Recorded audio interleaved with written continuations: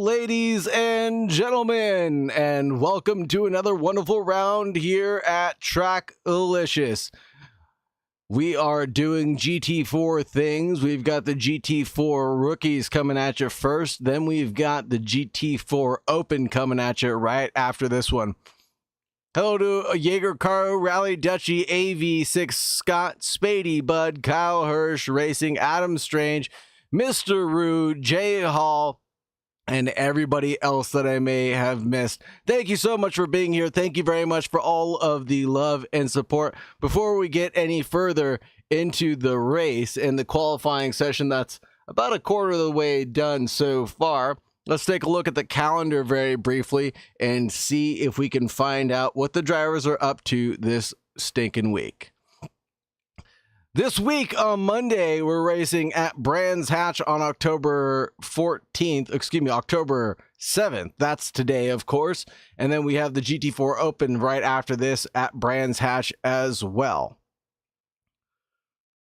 The iRacing Championship has concluded, unfortunately, but we still have ACC action. West Coast Wednesdays coming at you hot and fast at the Nürburgring on October 9th for a 45-minute sprint. It'd be kind of hard to fit in two 20-minute races there, but we're doing a 45-minute sprint race there. And then on October 13th, the GT3 Staple Championship of TRACKILICIOUS is going to be at Watkins Glen. Racing hard, racing fast, we have the Spooky Suzuki, the event coming up on October 30th with livery contest will be included. The Sun Sprint at Zandvoort on November 3rd, Flooded Silverstone on November 6th. And don't forget, on October 10th, we have the IRL Friends and Family Swap.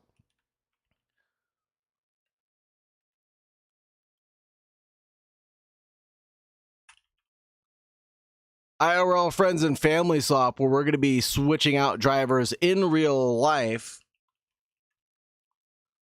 to go ahead and have some fun. No experience required by any of those drivers, just the desire to want to get out on track. We will be at the Red Bull Ring, of course, and we'll be having a ton of fun. 10 minutes for the professional driver or the normal sim racer, then handing off to 20-minute stint for your spouse, sibling, parent, or friend during the pit stop. Then 10 minutes back to the experienced driver to end the race for the full 40-minute stint. If you don't have anybody that you want to go ahead and swap out with, or don't have anybody you can swap out with, you can always join in the GT4 solo non-swap category for the full 40-minute stint at the Red Bull Ring. It's going to be awfully fun. It will be very exciting, so go ahead and sign up. !SimGrid for all of the details on all of the TRACKILICIOUS events coming at you fast. And I think that'll cover it. Spooky Suzuki, Sun Sprint at Zandvoort, and the Flooded Silverstone race. Make sure you get signed up for all of those events. And we're going to get right over to the qualifying session in just a moment. We got to check out the championship that we're about to watch. Championship standings as they fall currently. Of course, we have Aaron Silva in P1 with 306 points. Thomas Storms in P2 with 291. 296 over for Pedro Artoni. 267 for Artoni, excuse me. Christian Julian is going to be in 4th place with 245. Jeff Franks with 239. Mario Jr. is in 6th. Alex Hansen's in 7th. Dr. Porkchop in 8th. Yukaro in 9th. And Wilson Ortiz is going to be in 10th. Without any further delay, let's go ahead and check out what the drivers are all doing out on track tonight.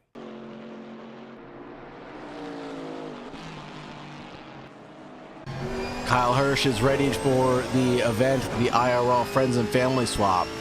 Kyle Hirsch's wife says, I'm going to send it and cause chaos. She better. Otherwise, I'm going to hold her accountable for her lack of actions and lack of sending it. Right now on the charts, we've got Luke Nelson topping it at P1. Pedro Artoni in P2. Mario Jr.'s in 3rd. Gustavo Casanova is in 4th. Miguel Cicerone is in 5th. Rally Dutchies in 6th. Jeff Franks in 7th.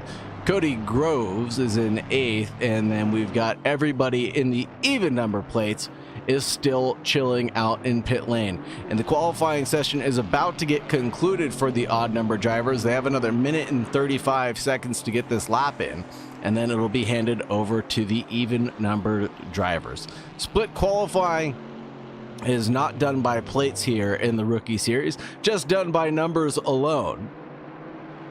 So the only delineation right now is who's going out is what number plate they have attached to them. So that's why you see all the odds out right now, and then all the evens will come in after that.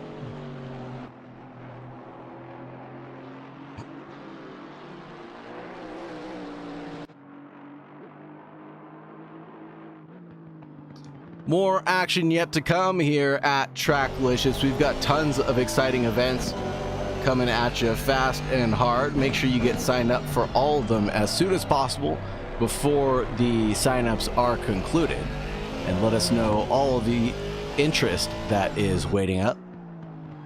Can't wait for sunny Zandvoort and wet Silverstone. Right on, Sasha. Thank you very much. Appreciate that. Don't forget the livery deep dive like everyone else does. I believe it was for the 221, if I'm not mistaken. Spadey Bud requested a livery deep dive for the 221. See if we can get the 221 out on track. 221 not doing a qualifying, it looks like, in the odd number plates. That's odd, but let's take a quick look at the 221. Spadey Bud's got a Jaeger Karu theme livery, if I'm not mistaken. This one's probably also done by none other than Neil Kerbel. Pretty snazzy looking.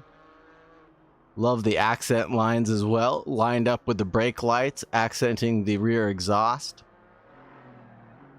The door panels look pretty clean as well. I love how everything lines up. This is a nice looking livery. Let's see it from the top. You have to go straight to the sky, and then watch out for the motion sickness coming down. Ooh. Hey girl, I'm sorry I didn't see you from the top. You look fine as hell. This is a nice looking livery from the top. What's going on race? Welcome, welcome, welcome. Where is Jaeger Karu? Oh, here's Jaeger Karu.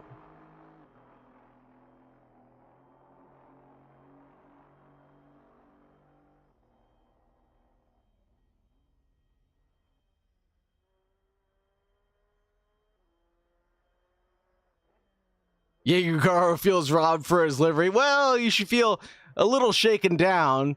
You've inherited a teammate. You've lost a livery, but gained a teammate in the process. What's the average time difference between GT3 and GT4? Overall, about 10 seconds. On this track, not quite too sure. I can double check for you. Let me get back to the auto camera.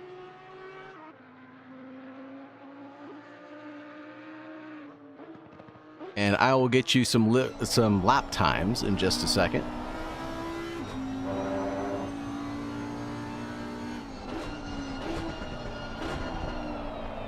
Brands Hatch lap times.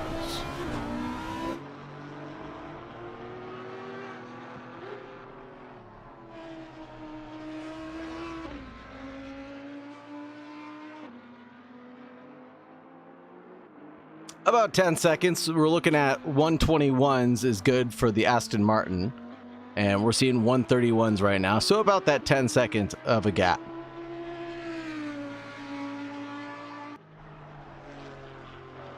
Also, the beard is gone. Yeah, no more birds living in my face.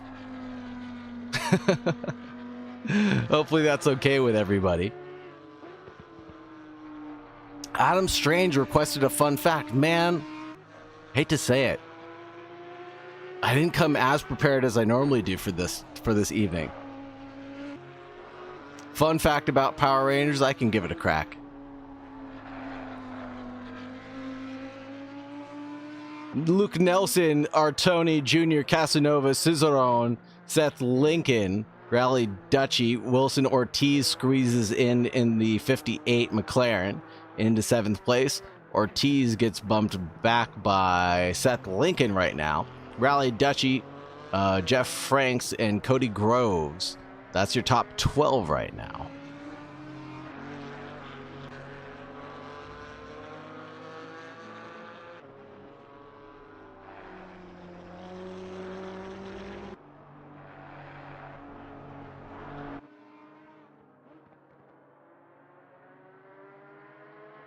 Did you know that the original Power Ranger series, Mighty Morphin Power Rangers, used footage from the Japanese show Super Sentai? It kept production costs low.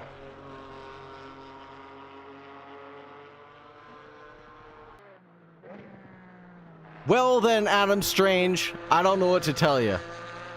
I don't know what to tell you.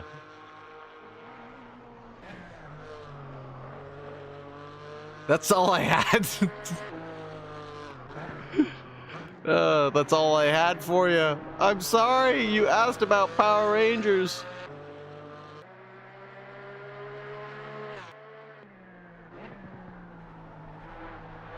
Undercover Raccoon, thank you very much for helping me out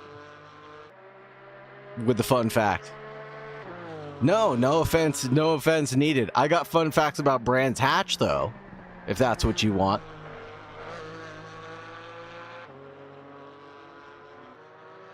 For show on live, can I send you a private Discord for a song show on live? Not right now, but you can ask me and I can try to maybe set something up later. I'll have to check with Mike Noss to see if that's something that we'll be willing to do. Scissoron says, I have a problem at turn 1. To be accurate, I have a problem with the walls. The walls are fairly far off. Mike's right here. We have microphone Noss. Mike is recovering from his long trip. Is a joke song for Mario Jr.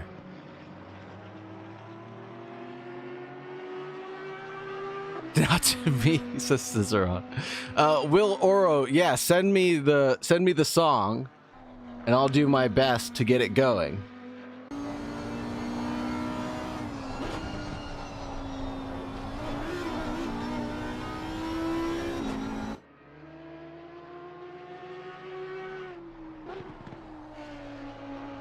Go ahead and message me. 131.6 being the best of the qualifying times. Pedro Artoni, 1 second adrift. Sunderson, 1 second adrift as well. Really close to Artoni. Mario Jr., 1.2 off the pace. Mr. Slug. Not Mr. Slug. Colin Sugg. Excuse me. In the 34s in 5th place with a 133.225. Seth Lincoln with a 33.360. Gustavo Casanova in the 33s.3s. Miguel Ciceron with a 33.3. Wilson Ortiz, not to get confused with Miguel Ciceron. Wilson Ortiz with a 33.9, 34.3 for Rally Dutchy. Jeff Franks with a 37, Cody Groves with a 38 right now, being their best laps out on track. And Cody Groves is in a groove right now, and he just set a 138.2, as well as his best lap being a 138.0. So he's really found himself in a nice spot. Sent it to me.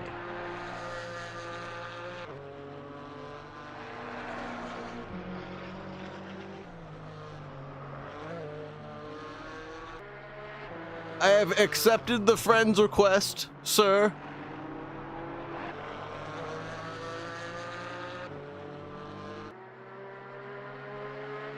Couple of people, we got Aaron Silva, Wade Georgeson, not RL Brown, excuse me, Aaron John, Dr. Porkchop, Alex Hansen, Spady Bud, and Stefano Rinaldi, all with naughty DSQs, and that'll be 7 of the drivers if I count my counting. People were complaining about my math not mathing. Complained to ACC TV for that last race. It said 17 seconds transient. I don't know what to do. That's just, I'm going off the data. I'm going off the data, folks. If we see some pit stops in this race, we'll know we have problems, okay? Dr. Porkchop's been a bad boy. He's touched some cars. Lap 1 incidences for the Pork Man.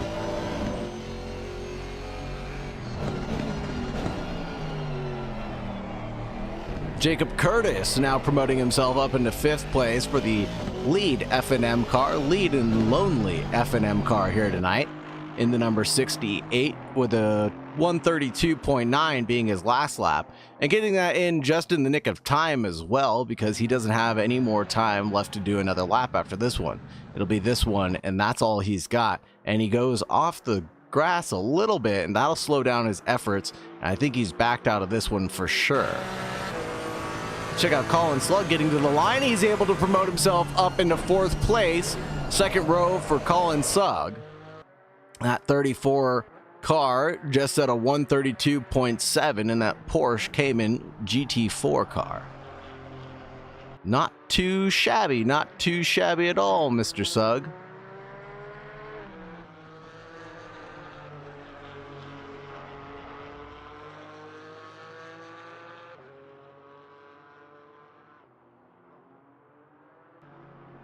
Porsche Cayman 718 GT4 Club Sport, the 3.8 flat 6, pushing approximately 425 horsepower. Really good handling and braking, and the Porsche is a favorite amongst drivers who appreciate the precision, and that's something you'll definitely need at a track like this. Famous for heritage in motorsports, offering excellent handling and precision that many drivers find appealing, and Colin Sugg got a little too much handling there, as he is off at well, looks like the Westfield Bend. After getting a bit of a tank slapper coming down the Derek Mittner straight. And that'll be the end of this qualifying session, except for the 202 of Seth Lincoln, who's also driving a Porsche. He's out there to potentially improve by a 10th. It won't be enough for him to get promoted into the top 6. But he's out there setting a lap regardless. He's got 2 tenths now, 1 tenth down, as he loses a little bit of time.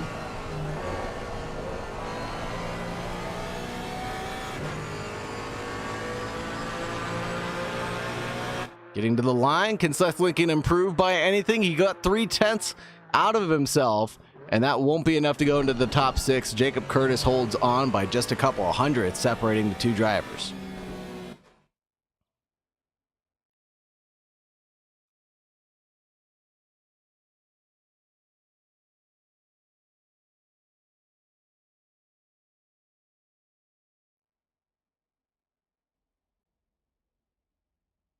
And we've got just about 2 minutes before we get to our start of our race, I should say, or start of our formation lap. And we've got a livery showcase lined up for everybody. Cody is grooving in the pits. I hope so. Welcome to the chat, Cat Dragon02. Thank you very much for joining us. Thank you so much for hanging out with us. Thank you to all the drivers. Thank you very much to all the viewers for hanging out. Gotta say, I love the support here that we get at Tracklicious. We instantly go live, and all of a sudden, we've got a handful of people coming out to showcase what they can do their best at. I don't have the sexy sax. I don't have it. I'm so sorry. I know I'm disappointing even myself right now by not having the sexy sax set up. Mike Nah, send me the sexy sax. In P1, we've got Luke Nelson setting a 131.615. And we've got Sunderson with a 130... Oh, he's 7 tenths back, excuse me, in the number 18. 2nd place for him. Pedro Artoni, 1 second adrift in the 997 for the Limit Road Racing team. Slug Racing in Colin Sug's name, the number 34. Mario Jr., the 193, the other Limit Road Racing car, in 5th place. Jacob Curtis from F&M, the lonely F&M car out here tonight, in 6th place in the 68. Seth Lincoln in the AO Racing car in the number 202. Gustavo Casanova in the number 21 in 8th position. Miguel Ciceron in the 999 in 9th place. Perfectly placed, like all things should be. Wilson Ortiz, the number 58, in 10th place right now. Rally Dutchy, the number 621, in 11th place. Jeff Franks in the number 73 in 12th place right now. Cody Groves in the 115, the first of the Janettas, in 13th place. Jaeger Caros in the number 920 in 14th place. R.L. Brown in the 996 is in 15th place. Aaron Silva is going to be in the number 57 in 16th place. Right behind him is going to be Wade Georgeson. Ooh, in a new livery for Wade Georgeson in the 707 Australian flagged car. Aaron John representing India in the number 24 in 18th. Dr. Porkchop is in 19th with the number 71, Aston Martin. Alex Hansen is going to be in the 390 in 20th position. Spady Bud is going to be in 21st, starting from the pits in the 221. Stefano Rinaldi also starting from the pits in the number 3 in the 22nd spot. Did someone ask for... Someone asked for a fun fact. Let me see if I can get that ready. And I'll get to it as soon as we get a break in the action.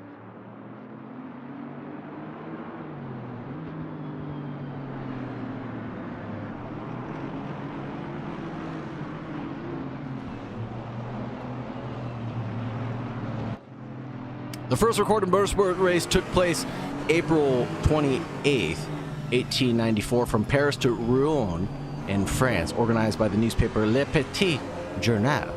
It was more of a reliability trial than a traditional race. Participants included steam-powered vehicles, electric cars, gasoline-powered ones, with the winner, a Peugeot, completing the course in about 6 hours.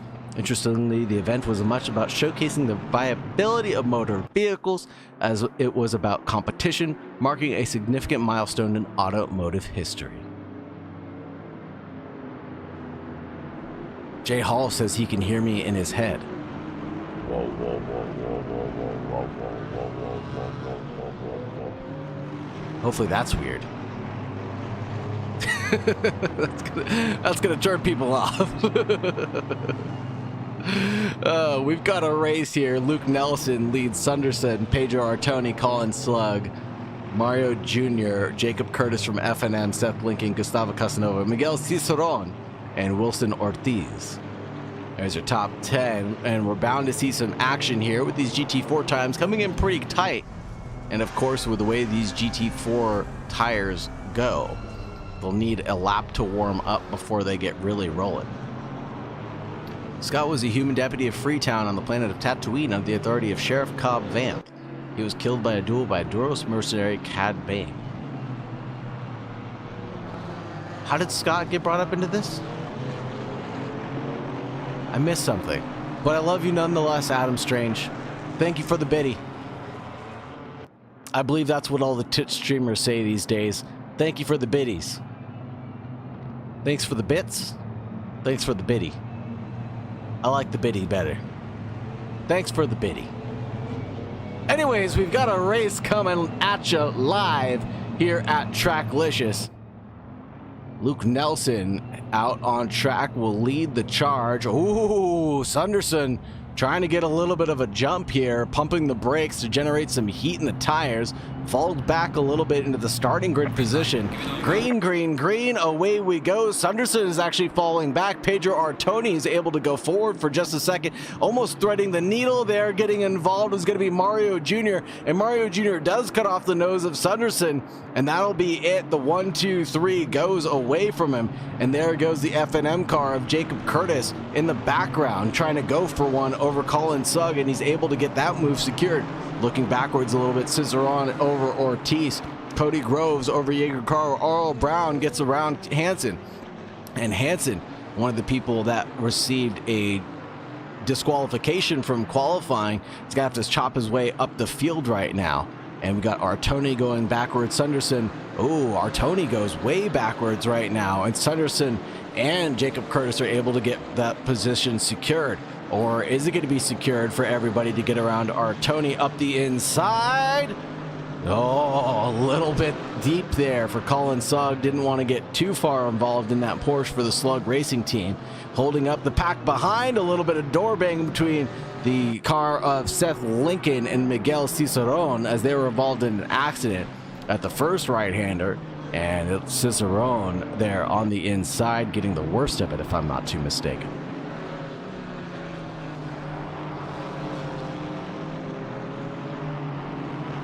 Heading down clearways right now, dodging to the right, dodging to the left, curve. It looks like Wilson Ortiz is going to lead right now in that McLaren over Cicerone for the Street Art Racing team. And it looks like the drivers are already finding their gaps, already settling into grooves of their own. A little bit of kerfunkling there on lap 1 settled things into a little bit of a disarray, but now things are all neat and tidy, as all things should be. Luke Nelson leads Mario Jr., leads Chris Sunderson, Wilson Ortiz, and Cicerone involved in another accident. The 58 in the 999 battle for 9th and 10th place was tight for just a second. A little bit of door banging between the two of them, but everything seems to have settled down now. Whoa, and there goes our Tony having a big wiggle, and there's Gustavo Casanova getting a big run down Pilgrim's Drop.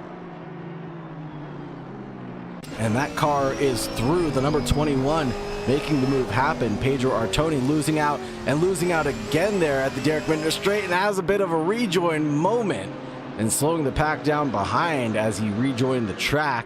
Right on the racing line. I'm not sure what the stewards are going to have to say about that. There goes Rally Dutchy going backwards. Hansen goes forward, and now R.L. Brown also is opportunistic about that move.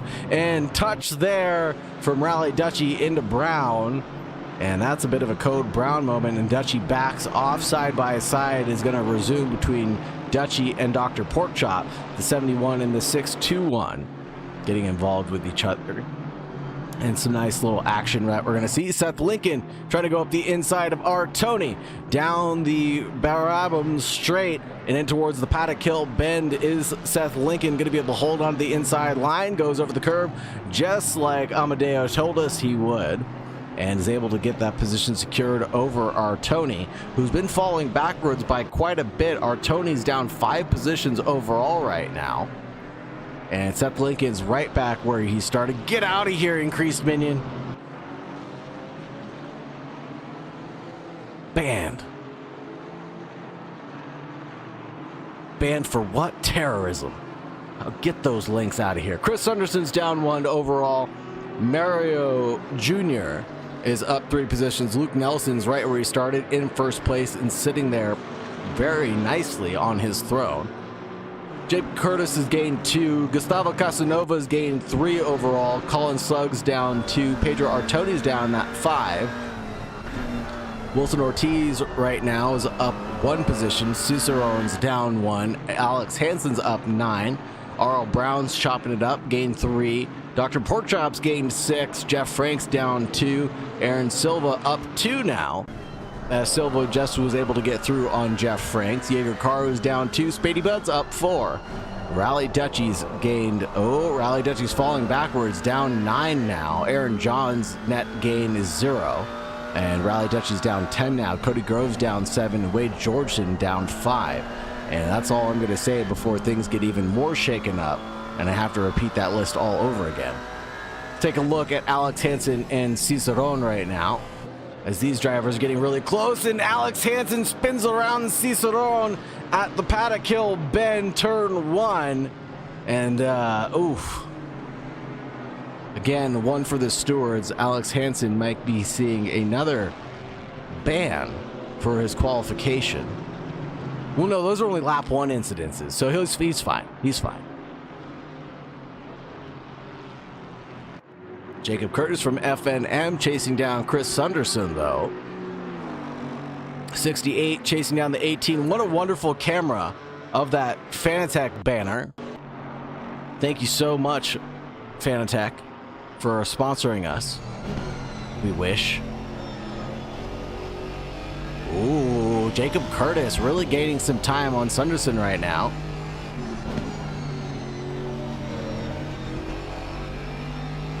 At at Sheens. Through Sterling we go.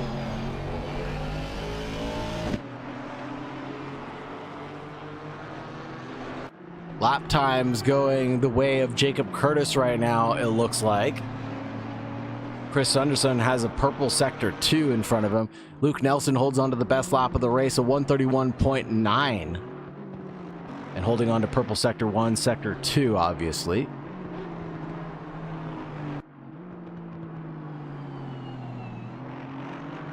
And Luke Nelson does a 31.915, being his best lap, last lap as round. Taking a look at our Tony again, battling it out as he's getting close to Seth Lincoln in the number 202 AO racing car. Thank you for the biddy, Adam Strange. Wade Rielson was a male human dissident who was part of an underground movement known as the Path that helped smuggle Jedi hunted by the Galactic Empire to safety. He paddled a T-47 airspeeder during a rescue mission to the Fortress Inquisitorius on Neu, where he was killed by a third sister. His sacrifice, however, gave his allies enough time to escape the base and return to the headquarters on Jabin. Go Wade. Go Wade indeed.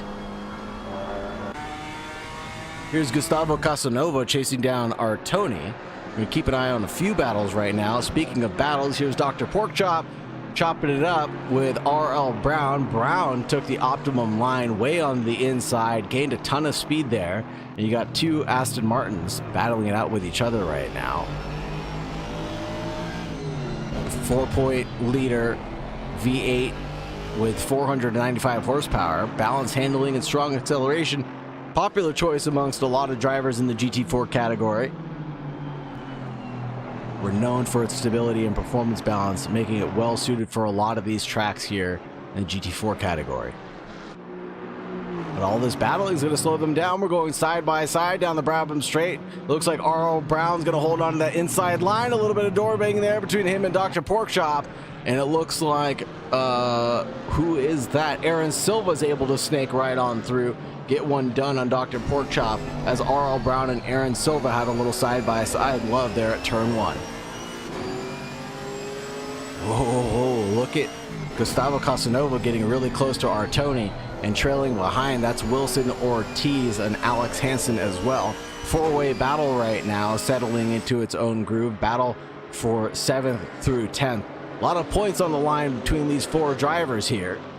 And Seth Lincoln is driving off into the sunset all on his own. There goes Gustavo Casanova up on the inside at the Hawthorne Bend. Made a look, but can't really act on it. Our Tony was there on the optimum line, and it looks like Casanova now holding on to the optimal line, taking a lot more of those curves very aggressively where he can and being able to improve his lap time. Alex Hansen now trying to get around Wilson Ortiz in the background. Gonna get through on that McLaren of Ortiz out in front. The 390 going even out to the dirt to try to gain an advantage around the outside of Clark Curve. Does he touch the grass? No. He will get a run towards turn 1. Down the Brabham Straight we go. He's going to lose time in the early part of the section, and then he's going to have to go on the brakes really late, a little too late. Crisscross applesauce trying to get some switchbacking engaged, and Alex Hansen up the inside towards Druids. They're on the brakes, and then oh no, a little bit of door banging between him and Ortiz. Looks like Ortiz just did not expect that, but Alex Hansen was there and demanded some track space, and he was able to get that one secured in that GT4 Cayman. Halfway through already, holy smokes. This one has really turned by very quickly. We've already done 6 laps around this track. It's gone by in a blink of my eye.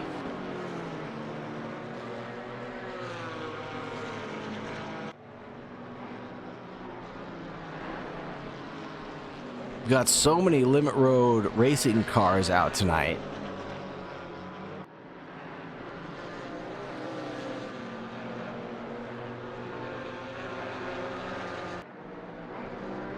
What's up, Squatchmonger? Welcome to the party, sir. Got so many of these limit road racing cars, it's hard to tell them all apart from each other. And there goes Wilson Ortiz having a big wiggle behind Alex Hansen.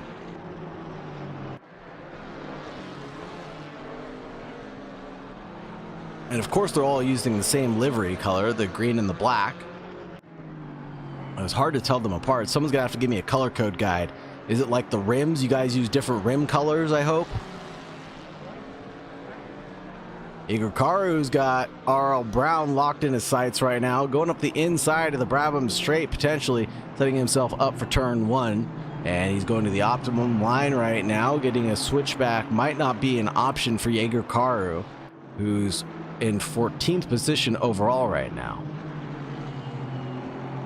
Maybe different mirror colors. We'll have to check that out.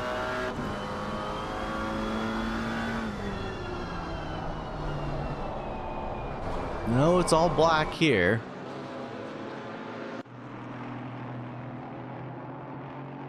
Mario Jr. is the only one rocking the silver.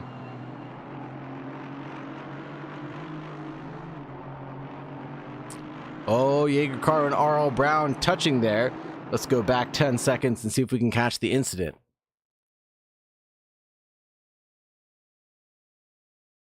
Nope.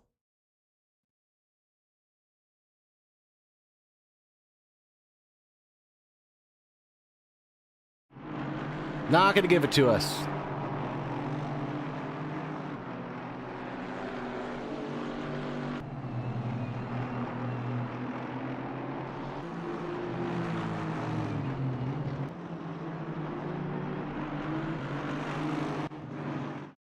Here's the incident between Jaeger Karu and RL Brown, the 996 and the 920.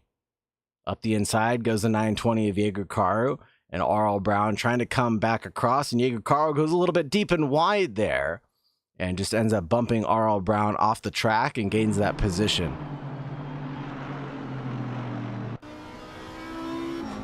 Six minutes and 56 seconds left on the clock, everybody. We've got plenty of time for a couple of hydrates.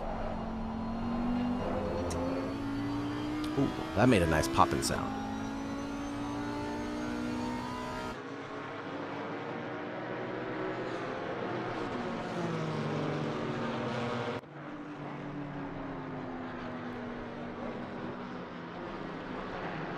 Thank you for the hydrate, Mr. Roo. Really appreciate it.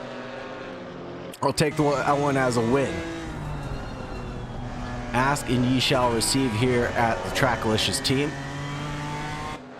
Gustavo Casanova still trying to put work in on Pedro Artoni right now. This cameraman is all discombobulated right now as he's looking for the car that he's trying to capture, which is Gustavo Casanova. Let's take a look at Colin Sugg right now as he chases down Chris Sunderson. Battle for P5 and P4 overall. Let's go Pork Chop cheers in the chat. Pork Chop sitting in 12th place right now, about 2.1 adrift off of Aaron Silva in the number 57.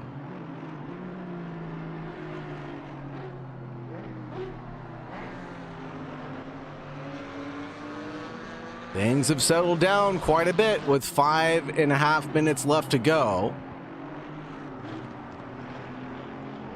Things have settled down by quite a bit now. Oh, there's a gap that closed down very quickly. Just as we snapped away, Sunderson had a mistake there at Druids and was able to close the gap. Was Colin Sugg, excuse me, on Saunderson. And catching is one thing, passing is a whole nother ball game here at Brands Hatch, especially in these GT4s. You can't just pull away from the driver who's made a small mistake. Kind of gotta wait for a bigger mistake for them to get fully alongside. I think now that might be one brewing in front of his very own eyes. Trying to force Saunderson into looking into his rear view mirrors. Let's go on board with Colin Sugg. See what he's dealing with right now. Doing well, headed towards Sterling's, and there's a big mistake. There's a big mistake from Saunderson. And just as we looked away, the gap is closing down once again. Colin Sugg getting close to Saunderson. But here's a four-way battle that we keep on going back to. This is Alex Hansen chasing down Gustavo Casanova up the inside of the Brabham straight. Will it be enough for Hansen? Up the inside, late on the brakes. No, not enough there. Can't pull off his best Daniel Ricciardo impression. avoiding any incidents there. Whoa, he's getting another run. He's done this before. He'll do it again. Is he there alongside? I think so. He gets left enough room from Casanova on the inside at Druids, and Hansen gains another position, promotes himself up into 8th. Good driving out of Hansen. He set this one up multiple times now. He knows exactly how this is going to work. It's not really one corner that you're working over on a driver. It's multiple corners in a row to get those passes done, and Hansen's pulling it off like a professional.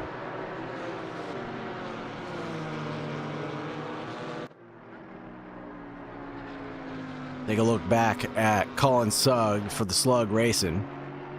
Chasing down Sunderson are Tony and Seth Lincoln as Hansen goes off track, kicking up some pocket sand to rub salt in the wound that is Casanova. 3:11 left in this race. The pack is finally caught up to Seth Lincoln. Here's a move now. Colin Sugg might try to get past Saunderson one more time now with 1:55 left on the clock. The drivers are going to get this one plus one more. So we'll see 13 laps total by the end of this stint.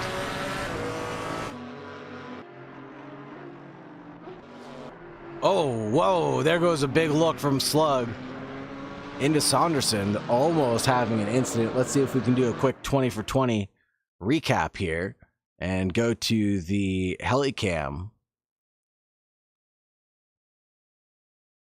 He looks left, he looks right now, almost runs into the back. He does run into the back of Saunderson. A little bit of desync there is what caused that incident to take place, but everything seemingly okay now. The gap has now resumed itself back to 1.3 of a second, so no harm, no foul. Cheers going out for Jacob Curtis in FNM. He's in the number 68 in 3rd place. Here goes Casanova trying to get around Alex Hansen one more time, but Hansen's on the defensive at Hawthorne Bend, blocking off the optimal line. There could be a run from Casanova into Hansen, but no, not quite doing so. There goes Hansen off the track a little bit at Dingeldale, setting this one up. The cameraman is amazing at Dingeldale. He might be a little bit of a Dingeldale himself. Whoa, and there goes Artoni off the track, and he's going to squeeze himself right in between this battle between Alex Hansen and Casanova, and that'll be it for Alex Hansen. Got that position secured, and he's got a car buffer in between him and Pedro Artoni right now.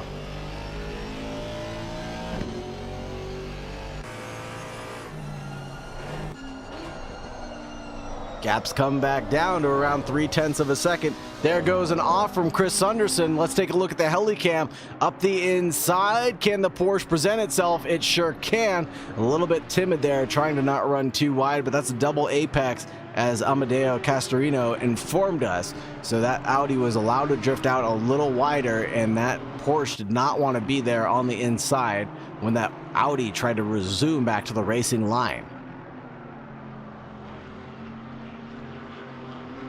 But a good attempt, a good look. Colin Sugg was really just waiting for himself to have any sort of opportunity. How is Karu doing? Jaeger Karu's chilling in 13th place right now. And the 920 positions gained overall has been 1 just for him. That position that he gained over RL Brown, I remember. There at turn 4. Did a good job defending that one off. RL Brown's left in the wake of Jaeger Karu, about 5.5 drift. But let's go back to this one. 2/10 separating these two drivers right now. Colin Sugg chasing down Saunderson. Luke Nelson takes home P1, Mario Jr. in 2nd, Jacob Curtis in 3rd. And here's the battle to the line. That'll be Chris Saunderson and Colin Sugg for 4th and 5th place overall. And that'll be it. 4th place going to Saunderson. Colin Sugg taking home 5th place after a hard-fought battle. Seth Lincoln having a bit of an excursionary look there at turn 1 and regains it in the 202 in 6th place. Alex Hansen in the 390. in 7th. Our Tony is in 8th place. Wilson Ortiz is in 9th. Gustavo Casanova in 10th. Aaron Silva in 11th. Porkchop in 12th. Jaeger Caro in 13th. R.L. Brown in 14th. Spady Bud is going to be in 14th place. Spady Bud in 15th, excuse me. Cicerone in 16th. Jeff Franks in 17th. Stefano Rinaldi in 18th. Wade Georgeson in 19th. Aaron John in 20th. Cody Groves in 21st. And Raleigh Dushy in 22nd to round out all of the drivers here tonight.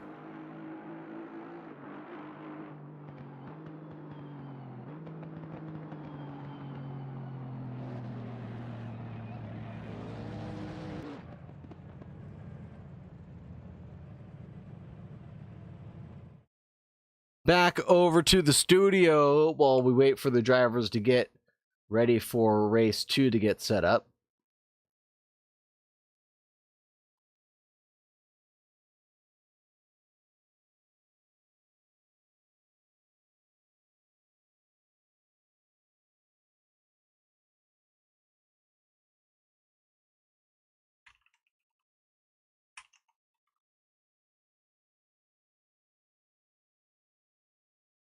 Luke Nelson, Mario Jr., Jacob Curtis, Saunderson, Sugg, Seth Lincoln, Alex Hansen, Wilson Ortiz, Casanova, Aaron Silva, Dr. Porkchop, Jaeger Caro, Arl Brown, Spady Bud, Cicerone, Jeff Franks, Rinaldi, Georgeson, Aaron John, Groves, and Dutchy.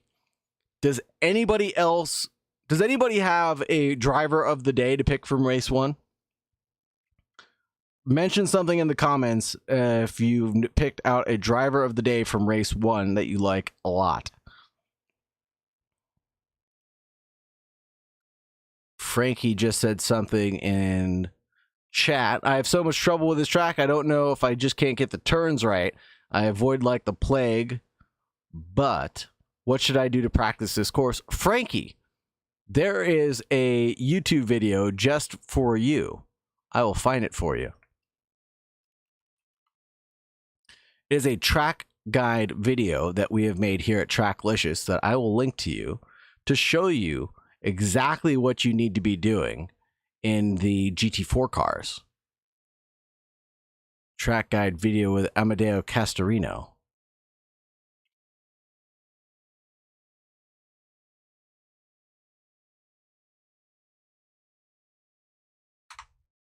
Boom! There you go, Frankie Tomatoes. Hopefully this video will help you out in the GT4s. Vroom vroom, says Patrick DeBoat. Well, welcome, sir. Welcome to the party. Or as I like to call it, the soiree.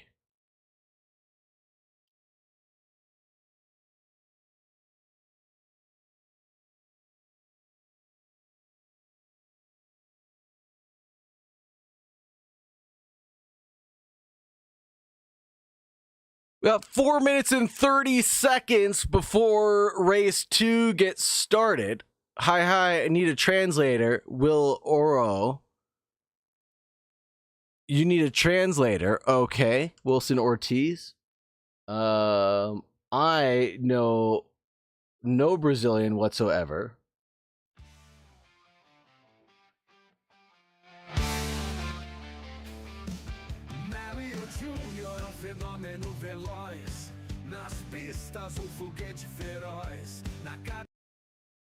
Oh, okay. Sorry. I had no idea. Miguel Cesaro, not happy with your racer? I know there was a little bit of touching there for you. A little frustrating, but you know, you have race 2 to make it all back up for yourself. So I wouldn't be too perturbed about that. And if anybody wants to vote for a driver of the day, please let me know. Oh, we made a meme with Mario Jr. interviews. Got it. I get it now. Because he always needs a translator. That's not nice. He spoke good English to me, I think. A little bit. Probably not as good as my Brazilian is. Bom dia. That's all the Brazilian I know.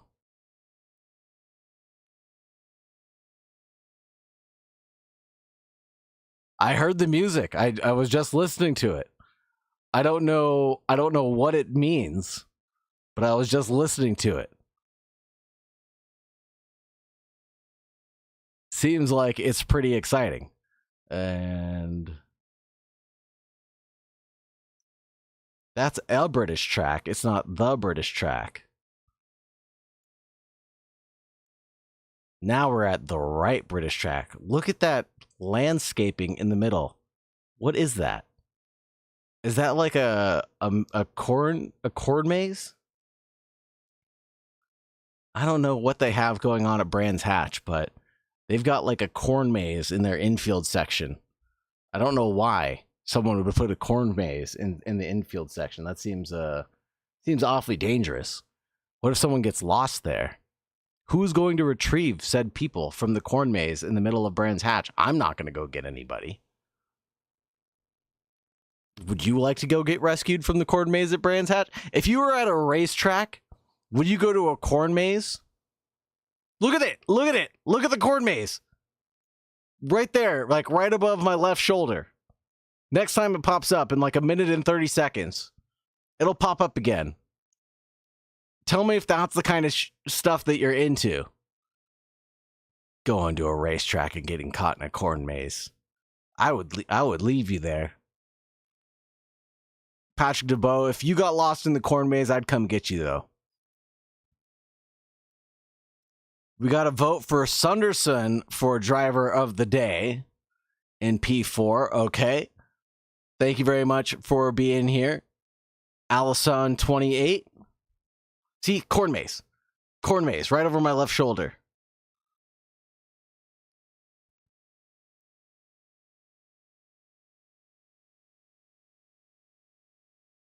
We'll see if we can get Saunderson into the commentary booth if he wants to come in for an interview after this then. Try to get them involved in some of the post-race action.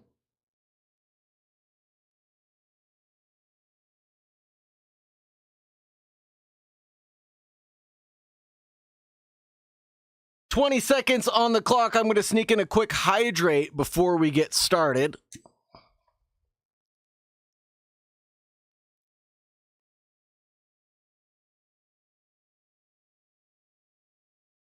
That pop is so satisfying.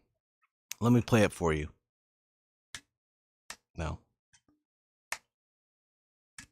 No, didn't do it that time. No, didn't do it that time either. I'm sorry. It was so satisfying when I don't mean to do it, and then now it's just like I'm trying too hard and it doesn't want to do it. It's a disappointing water bottle.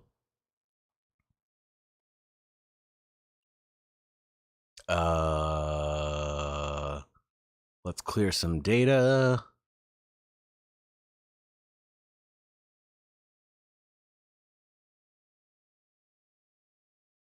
ACC TV's freaking out. That's cool.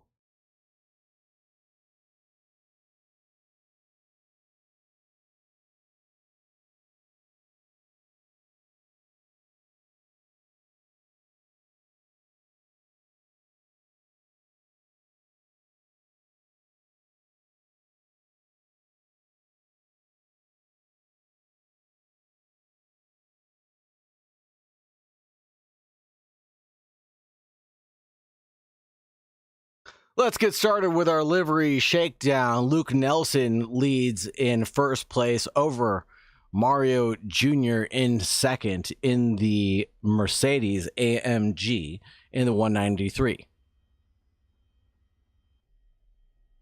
Jacob Curtis is in third place with the number 68. Chris Sunderson is in the number 18 in fourth place. Colin Sugg is going to be in the number 34 in fifth place. Seth Lincoln in the 202 is going to be starting from sixth place.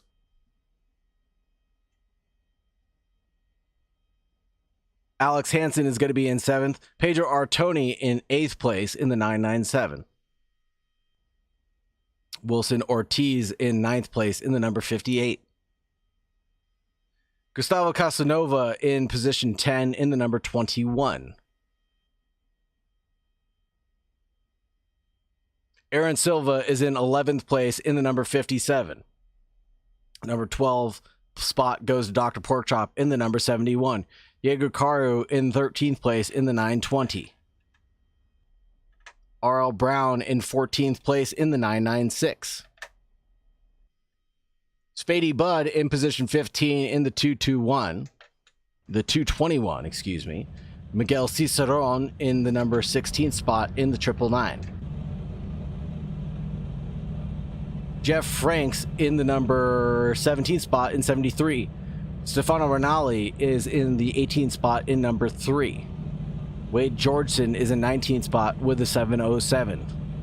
Monster Energy car. Aaron John in the 20th spot is in the number 24. Cody Groves in the 115 is in 21st spot. 22 spot goes to Rally Dutchy in the 621.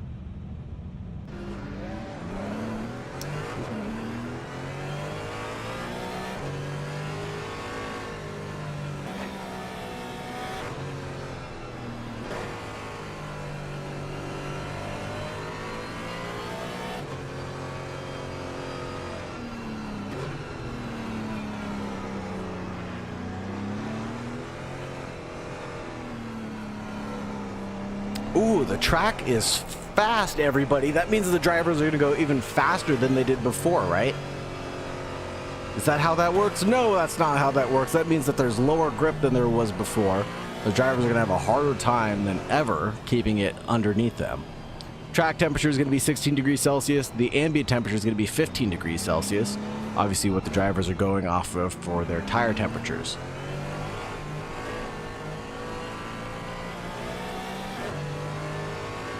Straight 3, Pilgrim's Drop we go.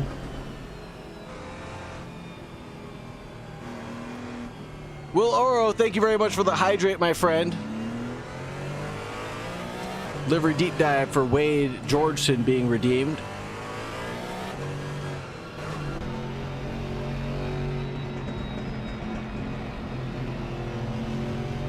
The Mobile One 707.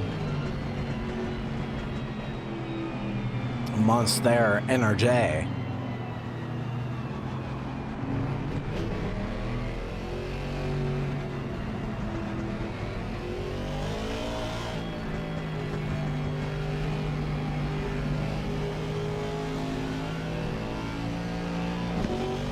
Looking good in this livery. 707, I am missing the big Roo on the side. But I like the red accent to the Monster Energy logo. Whoa. Wade Georgeson having a little bit of a moment there going over the curbs with those cold tires. Hopefully it hasn't punctured anything. Shot in frame. I love how clean shaven you are. Makes me drool. Hopefully the ladies think the same thing too. I was sitting down for lunch with some ladies today, and all of them were like, "Oh no, sit next to me, Saagar. Sit next to me." And I was like, "Me?" I was like, "I'm fat and ugly." They were like, "Oh my God, stop it." So that gave me a little bit of a confidence boost today. Drivers are getting ready to take the green light. 2x2 Sanderson's starting in P4 this time around. Green light, go, go, go. And green, green, green, away we go. There goes Luke Nelson, Mario Jr. trying to get one over on Jacob Curtis, FNM. And a little bit of jerfunkling going on in the background as Alex Hansen is able to get through on Seth Lincoln, Pedro Artoni, Wilson Ortiz, Gustavo Casanova, Dr. Porkchop, and Aaron Silva going side by side. R.L. Brown, Spady Bud's the one that got spun around there. And it looks like a whole mess of drivers were able to get through at turn 2 at Druids. In the championship standings right now as well, Aaron Silva leads Thomas Storms, Pedro Artoni, Christian Julian, Jeff Franks, Mario Jr., Alex Hansen, Dr. Porkchop, Jaeger Carl, Wilson Ortiz. So Luke Nelson right now, not even sitting in the top 10. Side-by-side action between Aaron John and Rally Dutchy, though, in the BMW versus AMG, Germany on Germany things. here at a British track. But Aaron Silva trying to get some points extracted from this right now, sitting in 13th place. Side-by-side action did not conclude, excuse me, as Aaron John still trying to go through on Rally Dutchie. Rally Dutchie giving a lot of breathing room, goes back to the racing line, and Aaron John backed out of that one by a mile. And there goes Jaeger Karu trying to go through. No, that's Spady Butt, excuse me, going through around the outside on Aaron John.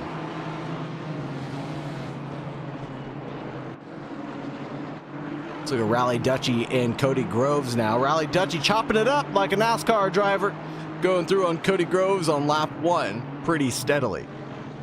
Gustavo Casanova loses not 1 but 2 positions there at turn 1 at the Paddock Hill Bend, and loses out 1 but 2 to Jaeger Karu and Aaron Silva. And Luke Nelson gets one done on Chris Saunderson. What happened to Saunderson? Luke Nelson, excuse me. The number 33 having a yellow flag moment. Let's take a look back. Luke Nelson, the leader of this race, won, and then now falling back into 4th place in race 2. Just goes a little bit deep and wide. Mario Jr. is able to go through. Curtis is going through. And Saunderson's able to go through as well before he regains the track position. So this is going to have championship implications overall, promoting the Limit Road Racing team towards the front of the grid. Mario Jr. inhaling a handful of points if things fall where they are. Mario Jr. with 232 points right now could really do with a victory to his name.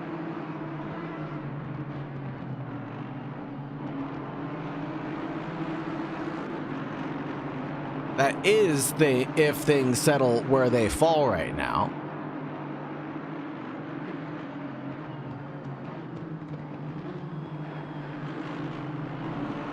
Taking a look, we've got Saunderson about 3/10 back from Jacob Curtis. Luke Nelson involved in this, Colin Sugg as well, and Alex Hansen lurking in the background. And there's Saunderson getting a little touch and go there. Boopity boopity boop. Like a bad Italian song. There's a lot of touching and going there. I almost want to replay that one back, but I'm going to avoid doing so out of self-preservation. But there was a lot of touching and going there as Saunderson tried to hold up and really had nowhere to go because there was a car in front of him. And speaking of Saunderson, he gets the commentary curse and he falls back into 5th place, 6th place now. And even tumbling back further adrift as Seth Lincoln's able to get around him now, and it looked like Wilson Ortiz was about to go run into the rear end of Saunderson, but now side by side with Dr. Porkchop as we head into the Westfield Bend. Turn 6 we go. Wilson Ortiz goes heavy on the curbs, eats a handful of that, and now he's about to go side by side with Jaeger Caro. That's Porkchop and Jaeger Caro. Aaron Silva lurking in the background. You got a Limit Road sandwich right now, squeezing Porkchop and Jaeger Caro as well. Race 2 is always a bit more exciting than race 1 here at the Rookies. I feel like the drivers finally get 20 minutes of practice in and they get all squirrely and whirly on us. Or antsy in the pantsy, as I like to say. There goes Dr. Porkchop looking left, looking right, looking center. And it looks like Wilson Ortiz is trying to block that one off. Almost runs into Saunderson. Does run into the end of Saunderson. Dr. Porkchop's able to go through. Jaeger Caro gets dragged through. Looks like Aaron Silva gets dragged through, and so does Casanova. Casanova backs out, though, because he sees Ortiz there on the inside line. Has a little bit of contact there between Casanova and Ortiz, but everything seemingly okay between the 21 and the number 58.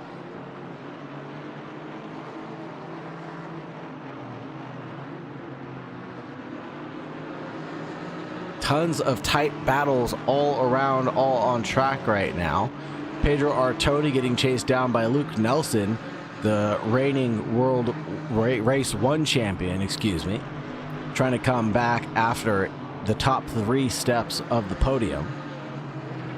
Sitting right behind Artoni right now, but for how long will we hold this up for?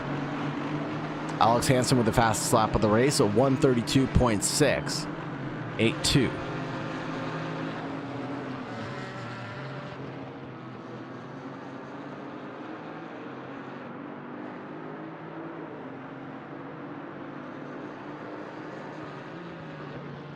Accident between the 58 and the 21.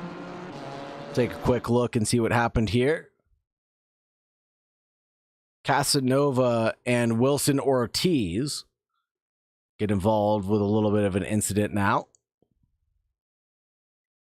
Inside line gets yanked away, but then just drifts back outside for Casanova, bumps into Aaron Silva. Luke Nelson now having an accident, another yellow flag incident for the number 33. Let's take a look and see what happened here.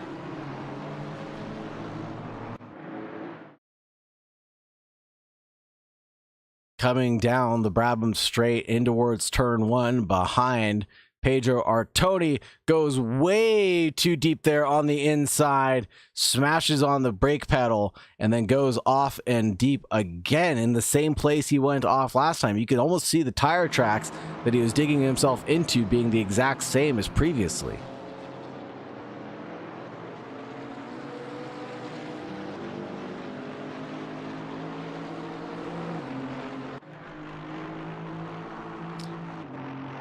Mario Jr. is holding on to first place, Alex Hansen in second, Pedro Artoni in third, Colin Slug in fourth, Seth Lincoln in fifth place. He's going to be very happy if this is the way race 2 goes for him.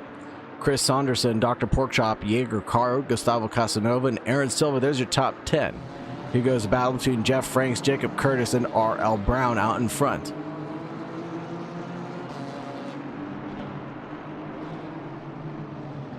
Jeff Franks driving the Aston Martin.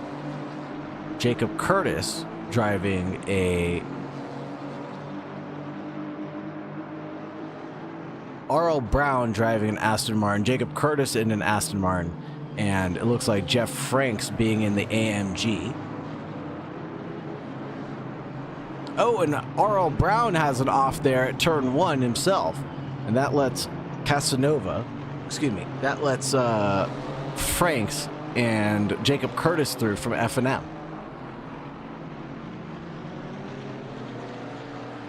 Almost fell back in my chair there for a second. Sean Frame redeemed a hydrate. Thank you very much, sir. Much necessary.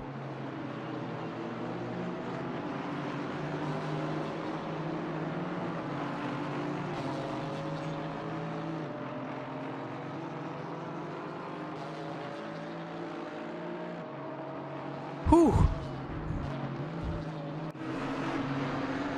Colin Sugg now chasing down Pedro Artoni, looking for some champagne here tonight at the Tracklicious team. A little flashy of the headlights and distraction's sake. Maybe to Pedro Artoni.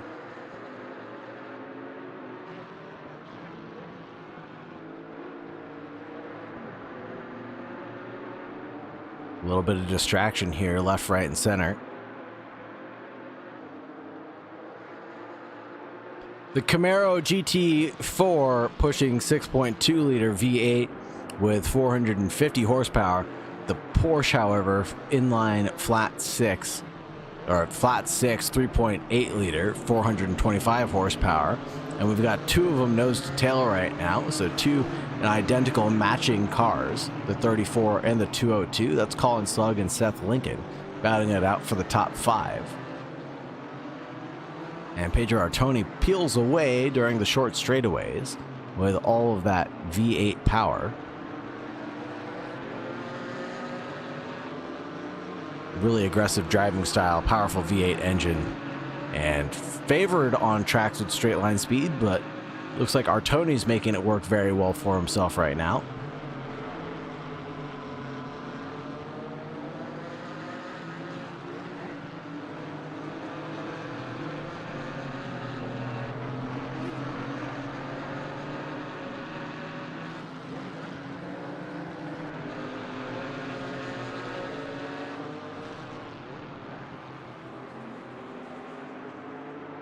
Colin Sugg and Seth Lincoln. Seth Lincoln is in 15th place overall in the championship, 161 points to his name. Colin Sugg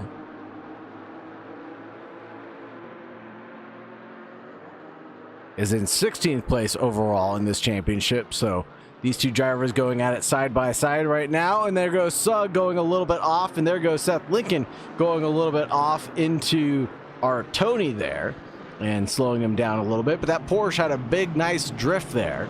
Was able to secure some points for himself over our Tony. And Sug secures himself a third place finish right now.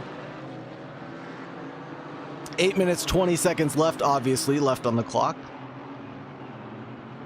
So plenty of time for things to happen one way or the other.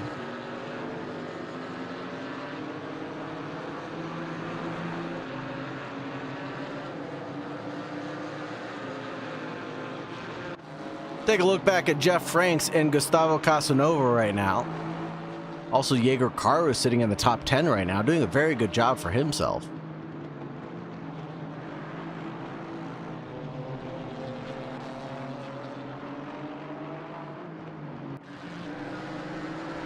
Back to the 34 and the 997 of Artoni and Sug.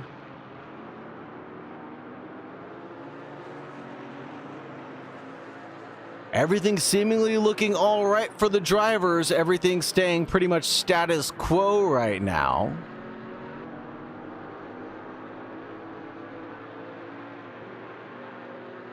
Jaeger Caru chasing down Aaron Silva, the battle for P9 and P10. Sanderson goes backwards just a little bit.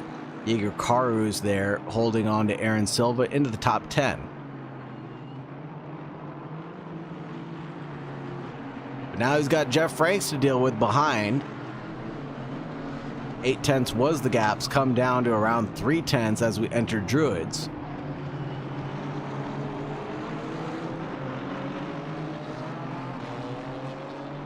If you thought the rookies race was exciting, wait till you see the Open Series. We're gonna have twice as many drivers probably and twice as much action coming at you, and that's going to be happening in just about 10 minutes time, so don't go anywhere too far away from your computers or your smartphone or your smart device. Plenty of more Tracklicious stuff yet to come, everybody. The 193 of Mario Jr. leads Alex Hansen in the 390.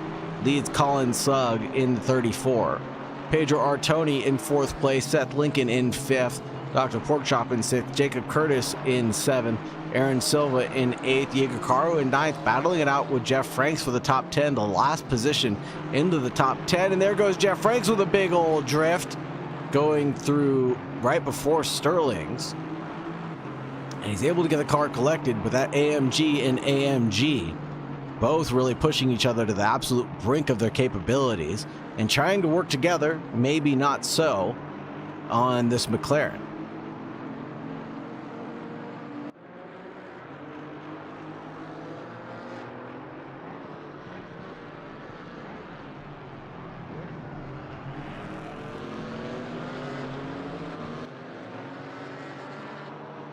Mario Jr. still in the lead of this race, though. Alex Hansen into P2? What? Alex Hansen just slowly working his way forward, time after time, like my girl Cyndi Lauper. Started in 7th, gained 5 positions overall, got through Colin Sugg, Pedro Artoni, Seth Lincoln, Dr. Porkchop.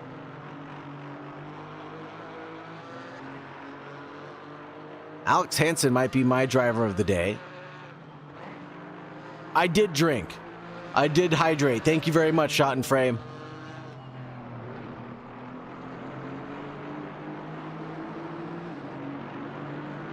Alex Hansen's been chopping it up left, right, and center in that 390 Porsche.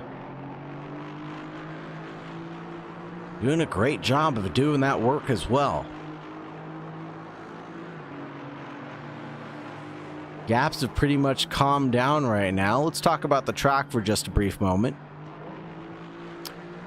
Brands Hatch first opened in 1926 and had hosted a variety of motorsports events, including Formula One races, making it one of the most iconic racing circuits in the UK.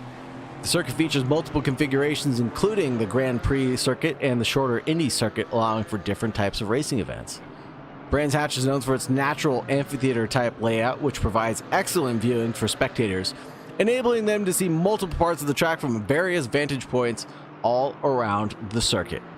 Home of legends, many famous drivers have raced at Brands Hatch, including Ayrton Senna, Jim Clark, Nigel Mansell, making a significant venue in motorsports history.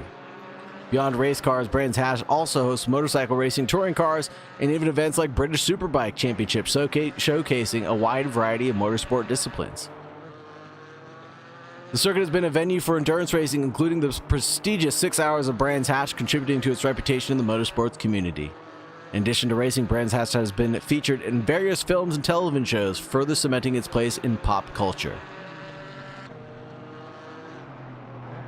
3 minutes left in this race. Mario Jr. might take home P1, Alex Hansen in second, Colin Sugg in third, and somehow we've got 2 purple laps here up on the board, but I believe they're actually tied. That's why.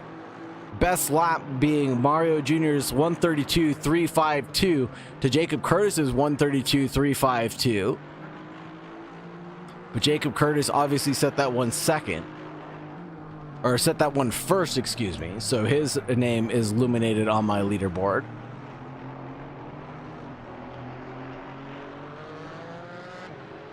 But we've got 2 purple laps here. That's the first time I've ever seen that.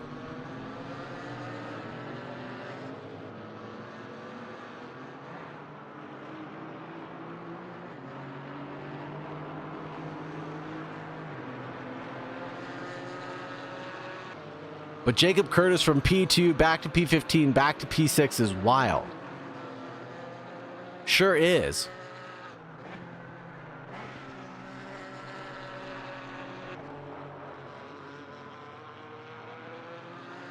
He's done a good job. Setting those purple laps has not hurt his cause at all. Started in third, now back up into sixth. Chopping it up left, right, and center as well. Positions gained, down 3 overall, but still gaining a ton of momentum and fans, obviously.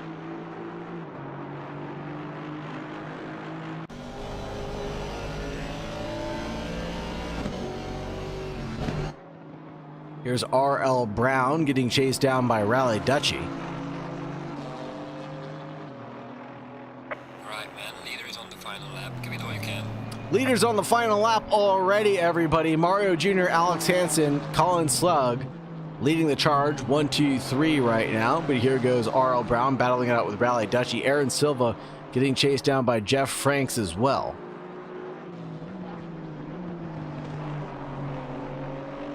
Rally Dutchy setting this one up at Clark Curve down the Brabham Straight. I don't think he can make the momentum happen here. He's going to have to force R.L. Brown into the defensive, but he's not being defensive here at turn 1. Maybe going a little bit shallow. Touches the apex just like Amadeo Castorino told us how to.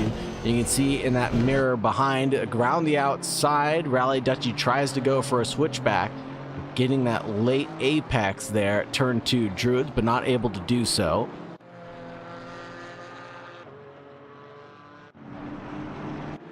Cicerone and Spady, but at turn 1, Cicerone just goes off at the Pilgrim's Rise. Able to get it back collected for Druids, though. Going for a late move here at Druids. Can't quite act on it, too far back at this point in time.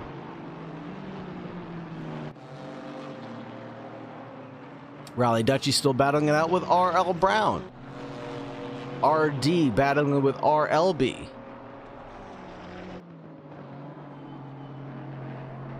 Look at how close they are to each other. The 6-2-1 of Rally Dutchy doing a great job, but Mario Jr. takes home P1.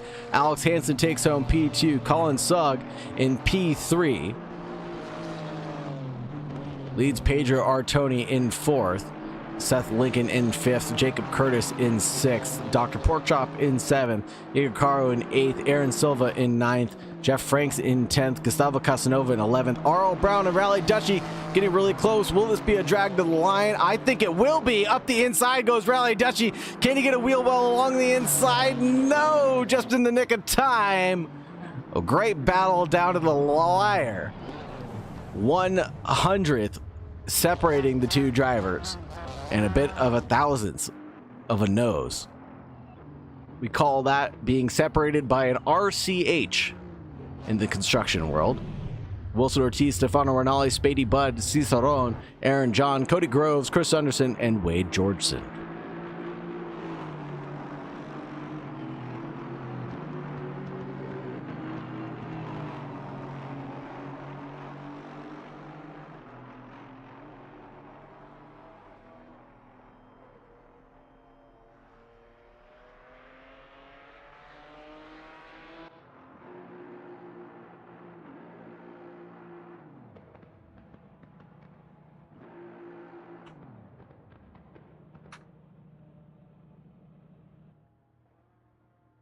I will take Mario Jr., Alex Hansen, Colin Sugg, Luke Nelson Jr., and Jacob Curtis from F&M into the green room, should they so like to be interviewed.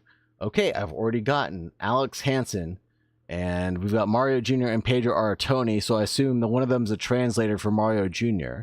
So let me grab Hansen first, and then we'll talk to the rest. Go, go, go.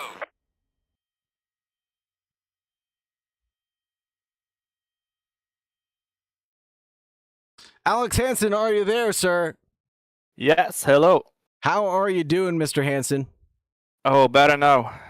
Better now? Are you feeling a little bit more relaxed?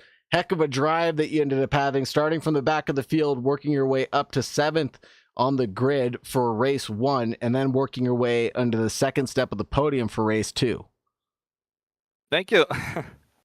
How does it feel, and how were you able to pull off such a remarkable drive? I haven't seen the race replay yet, but did you see that overtake in turn 2?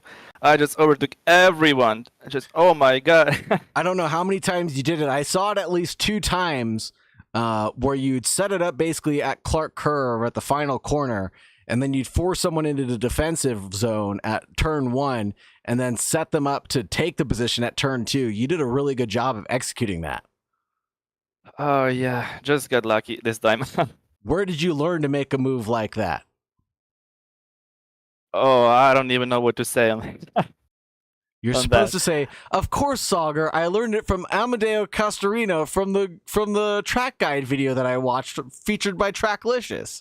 I am watching that. Yeah, that's Sasha guy. That's me on YouTube. Oh, well, there you go. Okay. A lot of questions. Well, right on. Glad that you were there to ask all those questions, brother. And I'm glad that they're helping out, because you did a lot of great work here tonight. You chopped it up like a NASCAR driver, that's for sure. Oh, wow. Thank you. Is there anything about your race that we may have missed? We missed a couple of the overtakes happen in race 2, but did most of them happen to happen in the second race, right? Yeah, did you see that crash in turn 2, I think? In turn 1, I think you had a crash. Yeah, I don't know about that one. Kind of the guy in front last traction. I started braking, it was too late. I'm sorry. It's all good. I'm sure you'll be doing just fine when you have to deal with the stewards. I mean, you can start from the back of the grid and work your way all the way up to a podium this week. Again? I'm sure you'll be able to do it again, right? Yeah, we'll try. It's more fun. Well, keep on going, having fun, brother. Is there anybody that you want to thank before I let you go? Let me thank my friend that he was watching this stream. Zama, hello. Thank you. Right That's on. Thank you very much, sir. We'll have to let you go and get to talking to more of the drivers. Have a great evening, Mr. Hansen. We'll see you in the open race, right? Yeah, thank you. You too. Right. See you in a bit. Bye. Bye. Let's grab, I believe we need... Colin Sugg can be next. Colin Sugg, how are you doing, sir?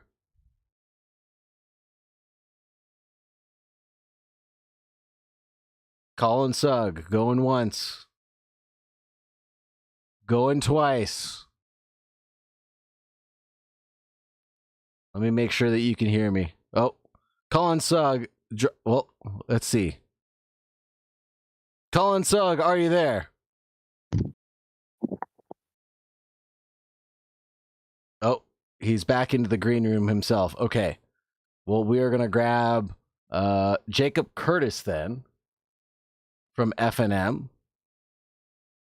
Jacob Curtis, hello. Are you there? Yes, sir. How are you doing, Mr. Curtis? Amazing race 1 finish into the top 3. Yeah, it was definitely going to be first place in the second race, but I got nailed in the back in turn 2. So. You were involved in that incident earlier on. You were doing a great job to try to defend those positions. I heard that you went all the way down to P14, clawed your way back up into 6th place. How'd you manage that recovery drive? It's consistency. Yeah, there's I think I had 20 seconds of damage on the back from getting hit. I think Hansen hit me and just nailed me in the rear, and so slowly started plugging my way back, and by the time I knew it, P5 was right in front of me. Man, that's pretty amazing. And you were able to set the fastest lap of the race. Well, should say tied for the fastest lap of the race. You and Mario Jr. with a 32.352 and seemingly did it on the exact same lap as well. I guess that's when tires and fuel all aligned correctly, huh? Yeah, must have been. I didn't quite catch when the switchover happened for you guys, but you guys were both able to pull off very, very, very consistent laps after that. And like you said, that was the key to your race, was just pulling off consistent laps. Now, where were you getting any of these overtakes to happen? All over the place. A lot of stuff is going into turn 7, I think, just maybe spooking some drivers and coming up quick on the back of them and then causing mistakes. A couple of times I just relied on some old school tactics to get people out of the way without touching them, and through I went. Some old school scare tactics there at Hawthorne, Westfield Bend, Dingledale, huh? Yeah. A lot of those places you can't really make passes on. So if you've got a good run on them and just kind of put your nose down below, a lot of times they'll outbrake themselves and shoot on through. So. Good old fashioned tactics. Good old fashioned tactics. Is there anything in your race that we may have missed, or anybody that you want to thank before we let you go and we get to interviewing the last of them? Yeah, no, I think everything else is pretty clean. Race 1 went pretty good. Started picking a couple guys off. My qualifying wasn't great, but as soon as I started rocking and rolling, got into P3 and was hunting down P2, and that was that. Race 2 obviously got hit, and then it was recovery drive on the way back. I definitely had first place in race 2, but it is what it is. But no, at the end of the day, I got Fear Nothing Moto Crew behind me, and these guys are great. Lots of cool people on there, and I think we got Josh Gresh coming up in the next race, so I'll be rooting and watching for him. Sounds good. Thank you very much for joining us, and have a wonderful evening. 1 sec before you go, I just want to let you know that I will, in the final race, have a special livery with the Ninja fly on. So. Well, thank you very much for the accolades, or for the credit for the Ninja fly. I can't wait to see what it looks like, brother. Absolutely, Saagar. Thanks, dude. Later, man. That was Jacob Curtis, the comedian himself, preparing us for the Ninja Fly livery. Let's get Mario Jr. and Pedro Artoni into the booth. Mario Jr. and Pedro Artoni, we've got the Brazilian team here, and I believe we have a translator ready for Mario Jr. Is that correct? Yes, just that. Mario Jr., amazing race 1, able to get yourself a P2, and then able to get a P1 victory in race 2. How does it feel? Mário, ele perguntou como que foi pegar P2 na primeira corrida e P1 na segunda corrida. Mário? Mário? Yeah, I think he's muted. Don't know. Hey, Mario?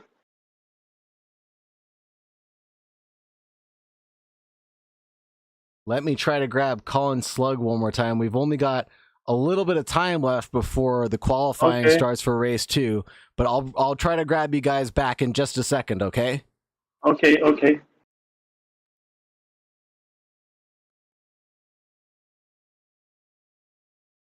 Colin Sugg, are you there?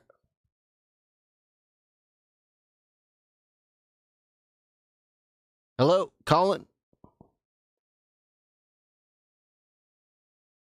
Not able to grab Colin Sugg again. Our third place winner for race 2, Colin Sugg, not able to get the comms on. Let's try to grab Mario Jr. and Pedro Artoni again.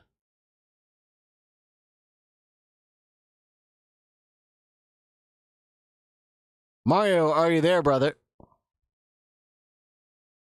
I don't think so. I Okay. don't think so. All righty. Any But- words that you want to say for the Limit Road Racing Team, Pedro, since you're here as a representative? Yes, we are very happy from Mario and the way he does to get this win and the P2 in the first race.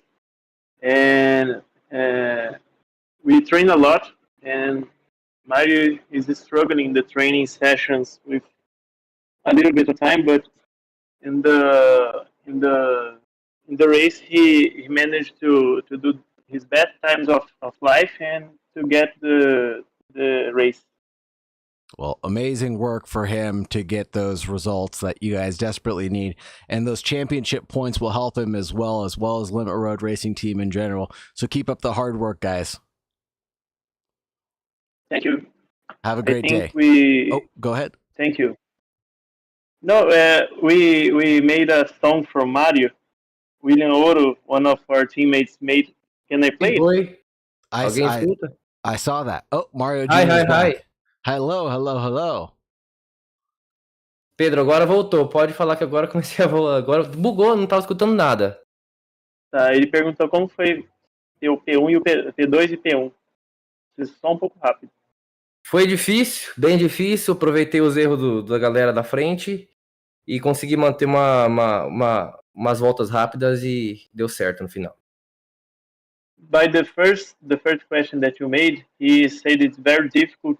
He take advantage of the mistakes from the other drivers and managed to keep the first place. Well, he did a good Mario, job of maintaining that race pace.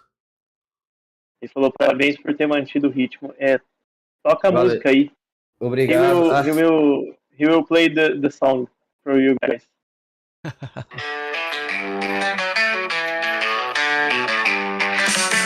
Mario Jr. is a speeding phenomenon. On the track, he's a fierce cannon. In the gym, he trains non-stop, but those hairs just can't be cropped. That's okay. Thank you. Right on, brother. Amazing song. We are making memes of the hi. I did translator, and it's a lot of fun in our team. It is quite hilarious. I'm gonna have to listen to the full song soon. That's for sure. Of course. Thank you. Have a great day, guys. Enjoy the race too. Okay. Thank you, and congratulations for the streaming.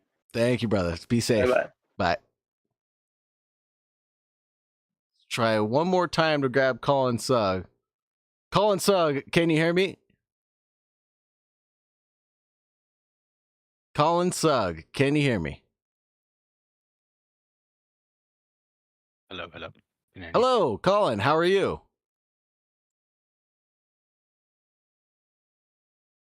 I heard you for a second.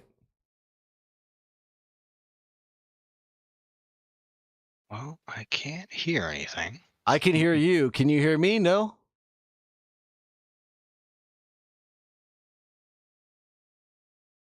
I can hear you. So half of the interview is taken care of. But hard for me to ask questions. If you can hear me on stream, just go ahead and say something about your race, and we'll call it good. Yeah, I still can hear you. What is going on? Try one more time.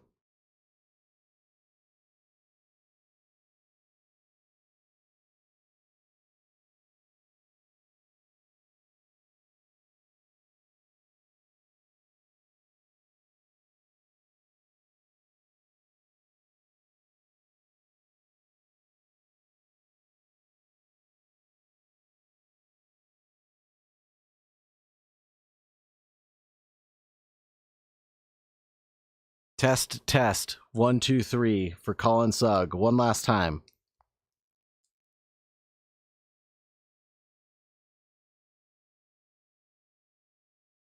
Nope, it's not working.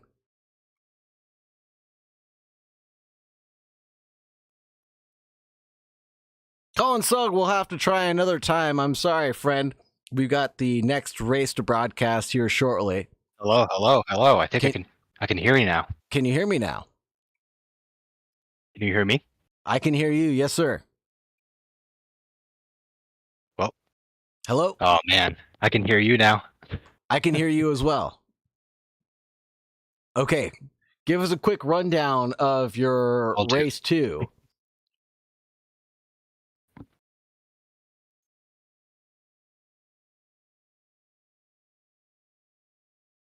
You might just be hearing me through the stream.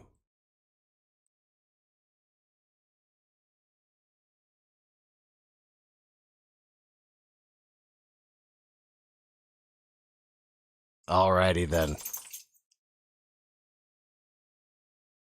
Let's get over to the qualifying session, folks. Boom. And here we are.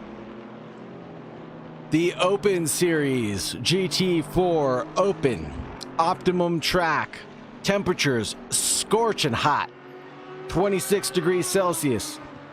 27 degrees Celsius for the track. Almost hot enough to fry an egg on. That's for sure.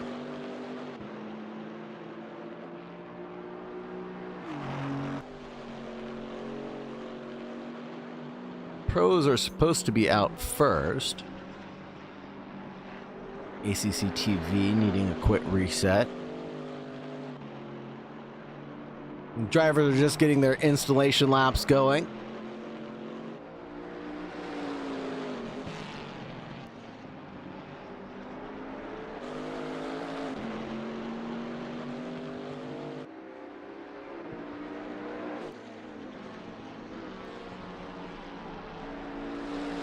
We are waiting. We are checking.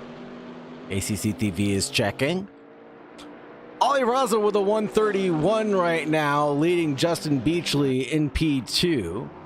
And Jason Provolone in third with a 132.1. 132.2 for John Hawley, Brian Clementi, Luis Vasquez.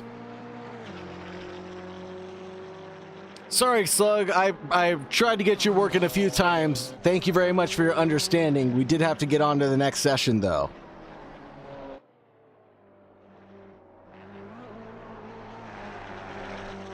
Race 3 is on, everybody. Ollie Raza leads Beachley, leads Provolone, John Hawley, Clementi, Vasquez, Freeman, JPR, George Elmer, Joshua Worley, Chronotis, Randy Gross, and Joe Khalil. Not to be confused with DJ Khalil or DJ Khaled. Probably a distant relative, Joe Khalil to DJ Khaled.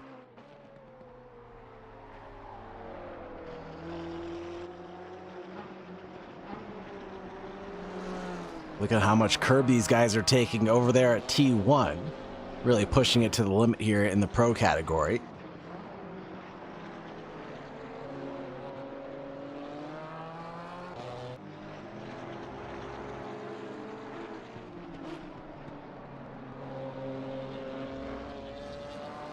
No, you're the coolest, Spady Bud. Thank you.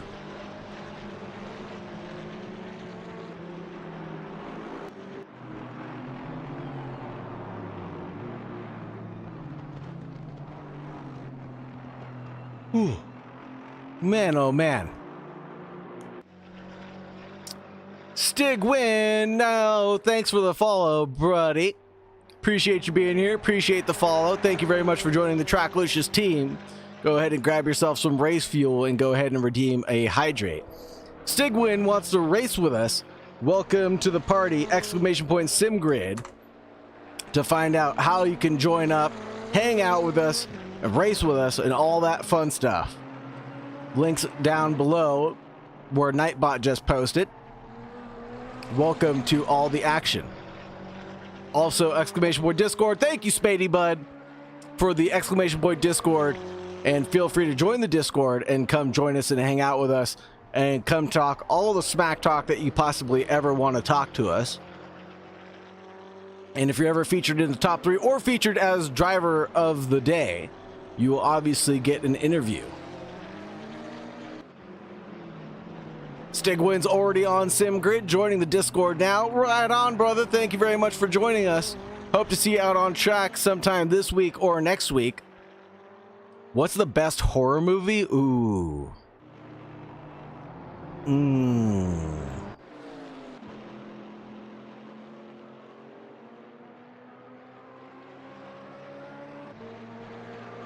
Man, there's a hard one.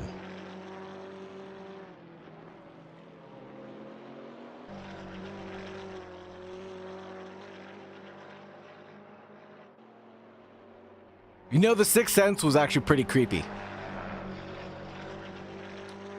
Ooh, The Butterfly Effect. The Butterfly Effect. Full onboard lap of Josh Grush. He's in the pits right now. What do you want me to do? What do you want me to do? I'll get it when he gets out there on qualifying.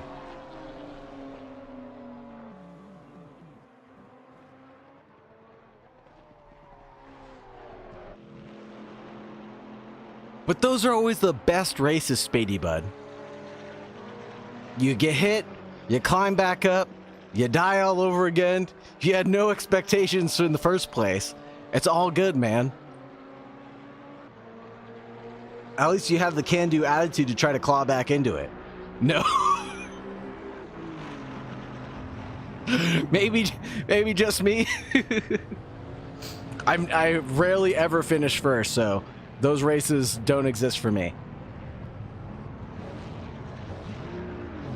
Pro drivers are coming into the pits right now, or finishing up their laps. 10 minutes left on the clock means that all the Pro-Am drivers will start hitting the circuit here in a moment. Jeff Franks pulling out of pit stall.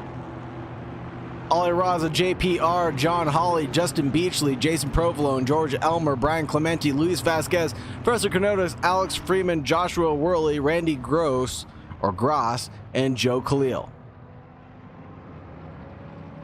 Little Shizzle says, I just downloaded Corsa a few mods. I'm loving it more than Motorsport. Awesome, glad to hear it.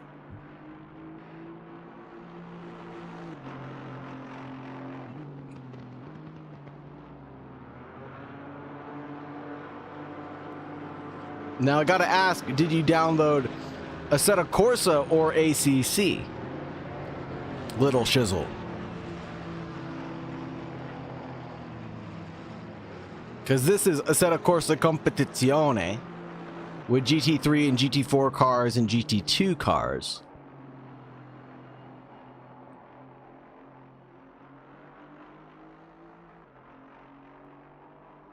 A lightning bolt. And a fist.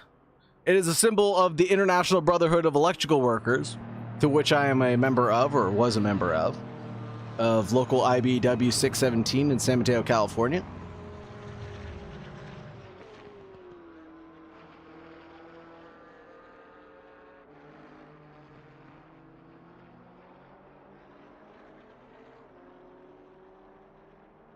.404? Are you local 404 as well? Oh, okay. Beach GT redeemed a hydrate. Thank you very much. Looking forward to joining your Discord and play. Right on, Little Shizzle. Hopefully we'll see you out on track over the next week or two.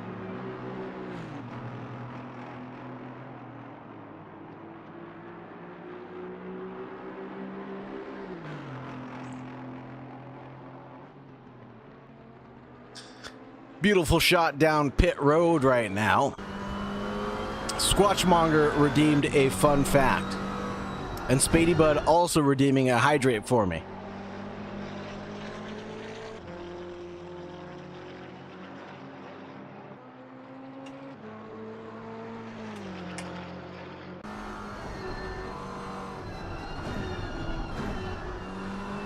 Get the hydrate in, and then we'll get the fun fact underway.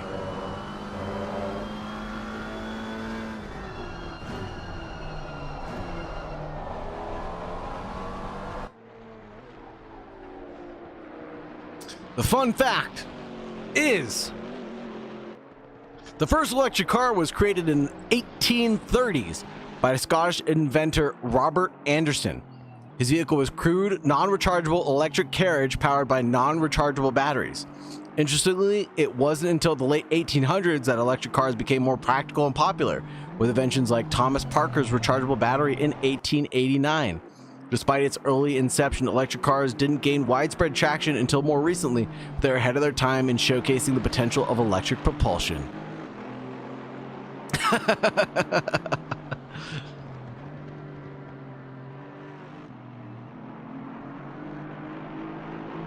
Well, we were talking about the first ever motor race. I figured I'd stick with that trend and talk about one of the first electric vehicles that ever were built.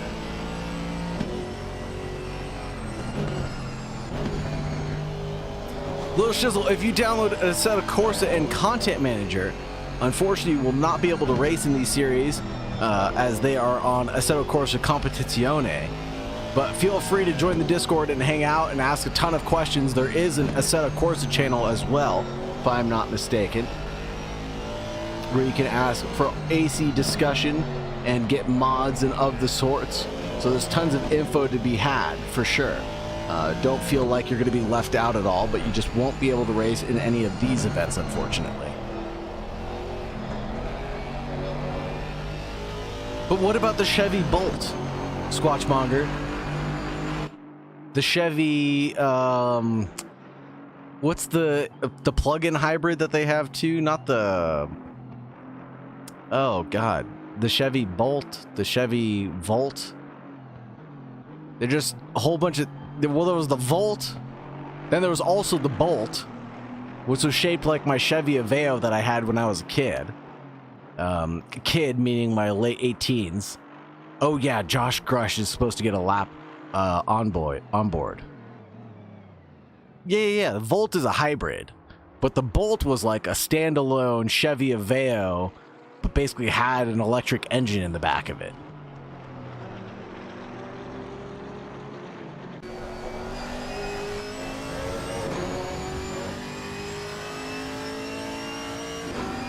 Josh Grush's full onboard lap. Here we go.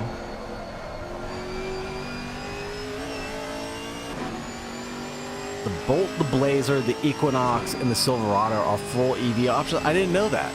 I didn't know the Equinox and the Silverado were both full EV options now. That's pretty crazy.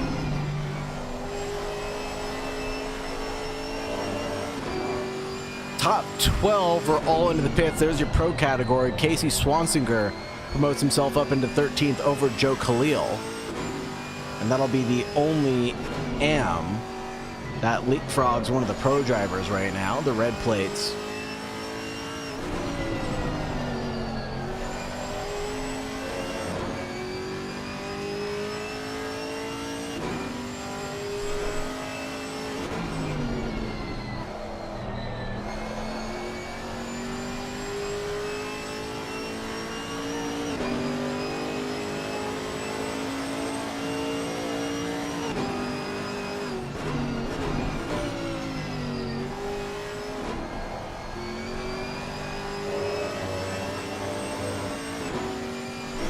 Coming in through Druids right now.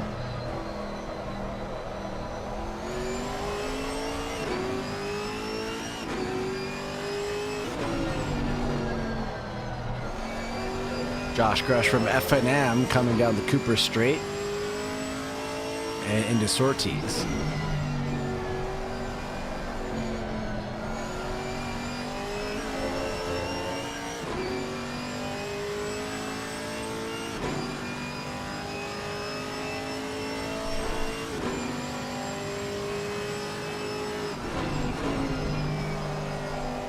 Hawthorne Bend now. 2 minutes and 40 seconds left in the qualifying session. The drivers are only going to get this one plus one more.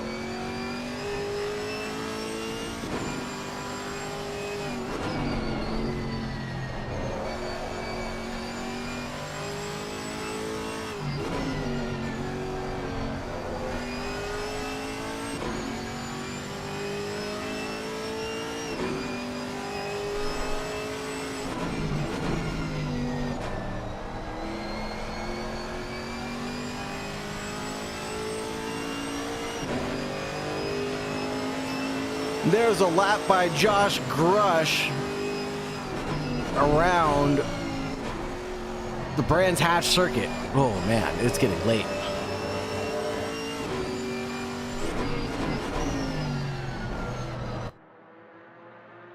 Alex Hansen, the big 390 in the slow Porsche, in 17th position overall right now, sitting in 4th for his class.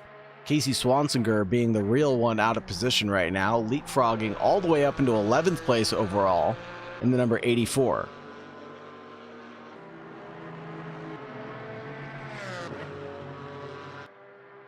A 132.4 for Swansinger. Hansen able to do a 132.7, leapfrogging Joe Khalil.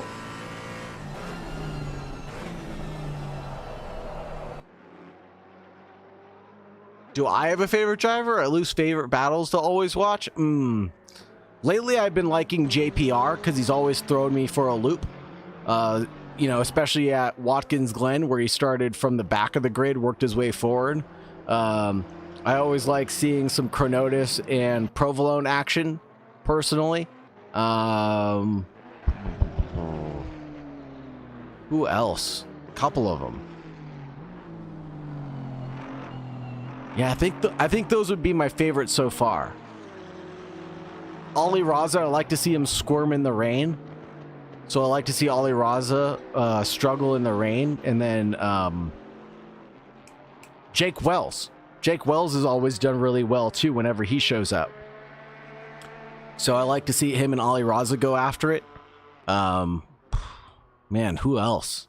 There's so many good battles up and down the grid. I don't think I have a favorite driver as much as I just like seeing Spady Bud do donuts in the pit lane. Maybe Spady Bud right now might be my favorite driver.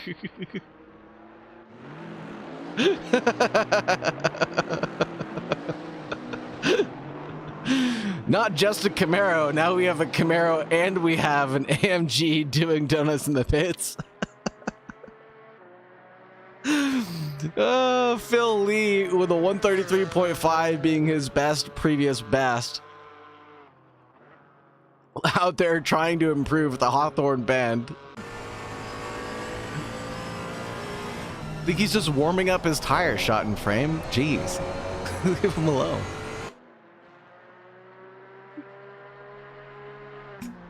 Oh, that was a good one. That was a good one. Let's see if I can do it again. No.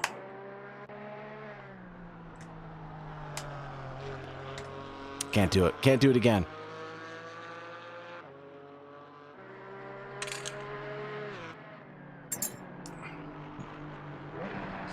Watch. Spady's going to start the race on that set of tires, too. Watch. Bet. And then he's going to wonder why his pace all of a sudden fell off.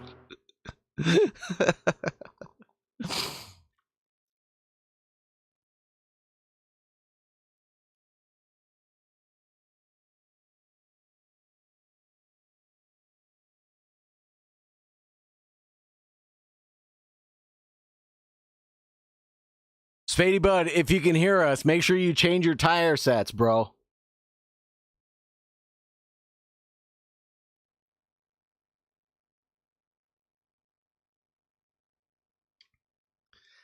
Driver is all formed up right now. Spady Bud says no.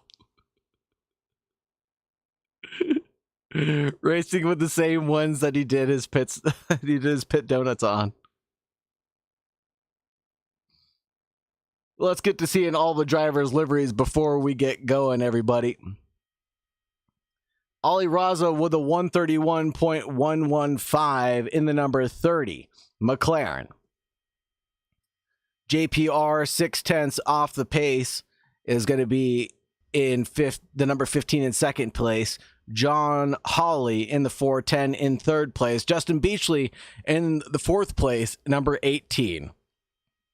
Jason Provolone, the big stinky cheese man, in the number 82. George Elmer sticking like glue to Jason Provolone in the number 22. Brian Clementi in the number 100 McLaren. Luis Vasquez in the 777 in 8th place. Professor Chronotis in the number 42 in 9th place. Alex Freeman in the gold livery in number 14 in 10th. Casey Swansinger, the first of the amateurs, in the number 84 and 11th. Joshua Worley, Squirrely Whirly, Cabela's Bass Pro Shops car in the number 47. Randy Gross in the number 55 in 13th place. Alex Hansen, the 390 in 14th place. Joe Khalil in the number 26 in 15th place. It's Josh Grush from FNM in the number 35 in 16th place. Jeff Franks in the number 73 in 17th place. Arlen Santos in the number 75 in 18th place. Phil Lee, the number 79, is in 19th place. Dr. Porkchop, the number 71, in 20th place. Aaron John in the number 24, 21st place. John Wad, the number 95, in 22nd place. Jaeger Karu, the 920, in 23rd. Rally Dutchy, the number 621, in 24th. Spady Bud, number 21, in 25th spot. And the drivers are getting ready to go for their formation lap, and someone didn't hit drive in time. It looks like they got teleported off the grid. I want to see something really quick about Josh Grush's livery. It's Baja Blast. I thought I saw a Gusher's livery on there finally, but no. A way to look at something else. 10:03 p.m. in the night here at Brands Hatch. This will be an exciting race for sure. Brands Hatch is not illuminated by anything here. It is fully in the dark.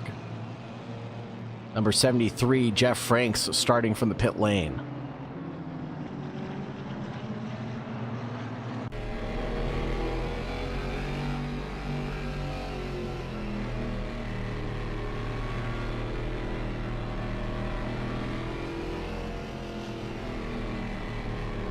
We are ready to get to rumbling, everybody.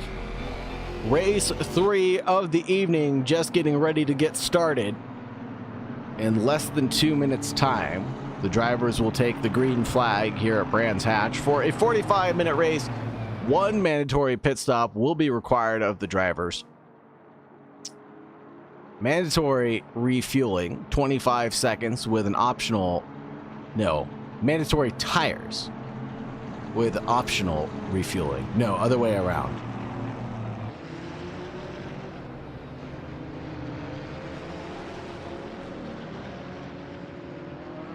My brain tonight, I apologize. Fixed refueling time of 25 seconds is the mandatory. Optional tires is what it is. Ooh, if I had one wish right now, probably $1 billion.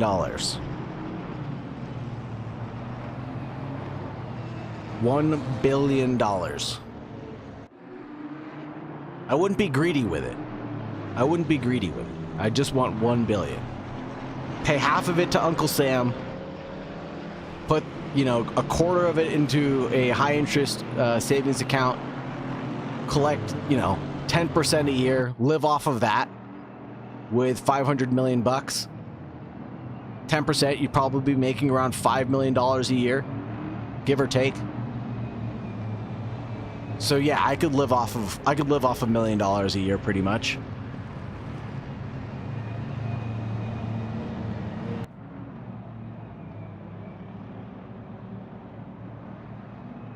All right, the drivers are squared up, ready to go. The leader, Ali Raza, is staged himself in a very posturing position to take the green, green, green. Away we go. And there goes JPR in the background, in the lone Audi in the background, trying to get himself squared up for a potential overtake on Ali Raza. But no, the drivers are all getting through pretty cleanly right now. Single file line as we get towards Druids. No 2x2 action still.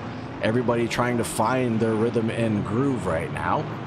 as they get settled in towards turn 3, the Graham Hill bend, and then things all have to turn into single file action, and the drivers are finally following in line. Professor Cronotis leads Luis Vasquez, goes for a switchback. There goes George Elmer through on Professor Cronotis. Luis Vasquez is able to get through on Cronotis as he makes that crucial mistake up the inside line. Joe Khalil is able to get through on Dr. Porkchop. Alex Hansen gets passed by Josh Grush from FNM, and the FNM car is still trying to hold on, and he's able to get tucked in behind Randy Gross. And there's more action yet to come. 43 minutes and 55 seconds left on the clock, everybody. Plenty of time left in to get some crucial racing done. But Joe Khalil and Alex Hansen not heeding my recommendation and having a little bit of door banging going on there and slowing each other down. Joe Khalil loses out of position over Dr. Porkchop. Alex Hansen goes through unscathed. There goes some side-by-side action really quickly. Spady Budd and Arlen Santos,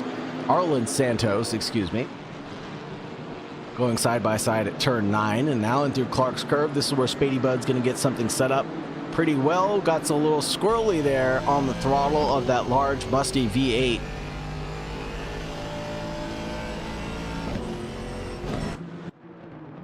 And Provolone loses out 2 positions to Ali Raza. JPR takes the lead of this race. Let's take a quick look back.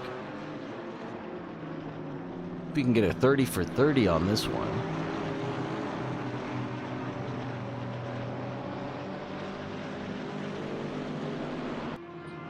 Trispol, welcome to the Tracklicious family. Thank you very much for being here. See if you can get a look at this overtake. No, not far enough back.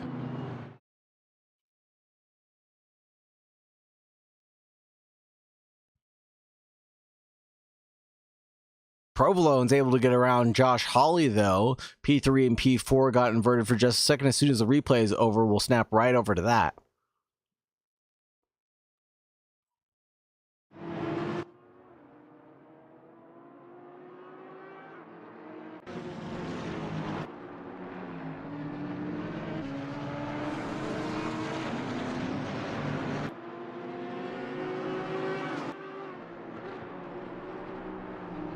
Adam Strange, thank you for the biddy.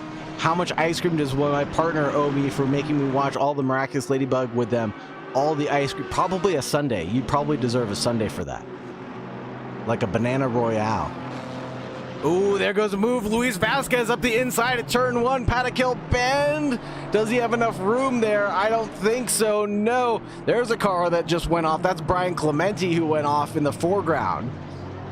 He's going to let a couple drivers through all the way down into 11th place right now. But these 2 drivers sticking really close to each other. Luis Vasquez, Professor Cronotis, Justin Beachley chasing down Hawley in front.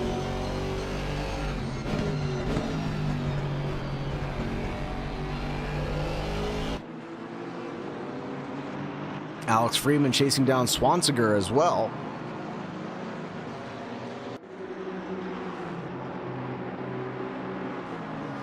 No Alpines on the grid. Side by side, McLaren on McLaren. Alex Freeman, Swanseger, they're not battling for position overall, but they will be here in just a second.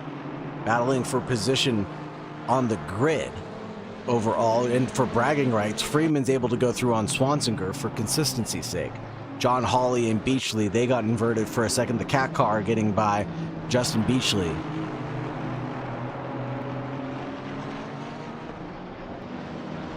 No Alpines on the grid tonight. Undercover Raccoons requesting a fun fact. Let me settle in for a moment about David Malakis. The name sounds familiar, but I can't put my finger on it. Oh, Alex Freeman's already into the pits, and into the wall he goes. Oof. Trying to undercut everybody, but just not doing a great job of it. JPR getting chased down by Ali Raza right now. The battle for P1 rages on between these 2 drivers, the number 15 and the number 30. I thought David Malakis was Andy Milanakis' cooler cousin that wasn't fat. I'm allowed to say that because I am fat. It's my show, I'm Andy Milanakis. It's my show, I'm Andy Schmelashmakis.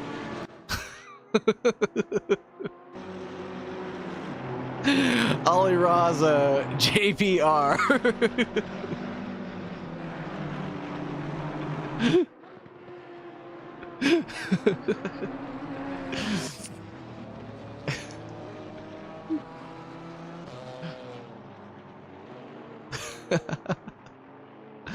Way to throw it back there, shot in frame.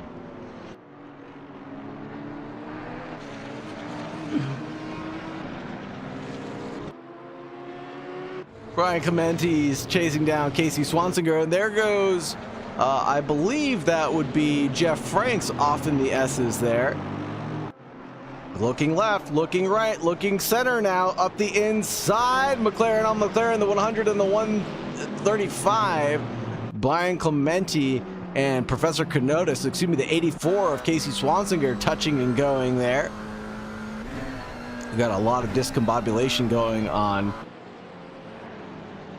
up and down the grid as drivers are still jostling for position. Here's Joshua Worley and Casey Swansinger now side by side. Joshua Worley on the inside line, going a little bit too deep, and there goes Josh Grush, about to snake it through. Camaro on Camaro crimes. America doesn't battle with America, that's for sure. And he's able to drive forward.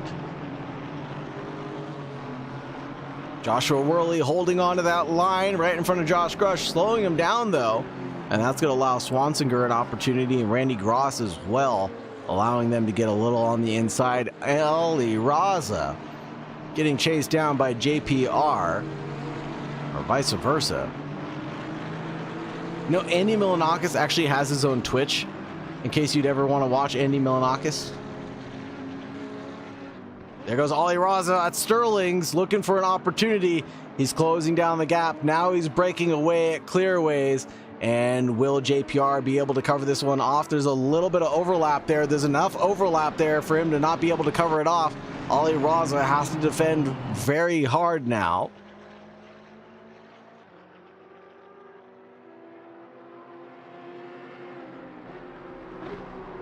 Ollie Raza going forward at turn one, trying to set something up. Will there be a chase at Druids? Looks up the inside, but backs out of it very swiftly so. Tucks in behind JPR. And in the background, too, we've got the Big Cheese getting chased down by the cat car, Justin Beachley.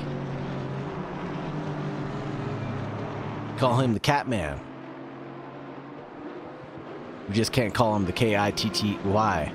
Because my dog will get too excited. What's going on, Divisionario Azulado 250? Welcome to the party. Thank you very much for being here.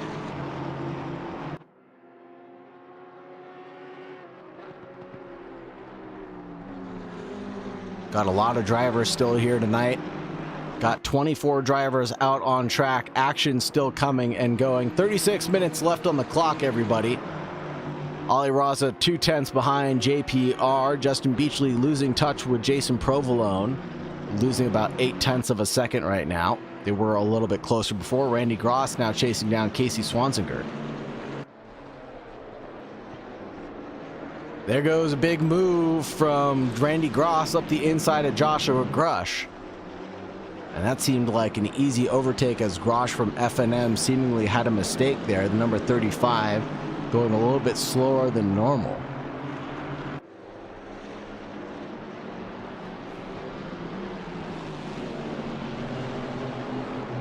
But still maintaining his position out on track in the top 10 for the FNM car.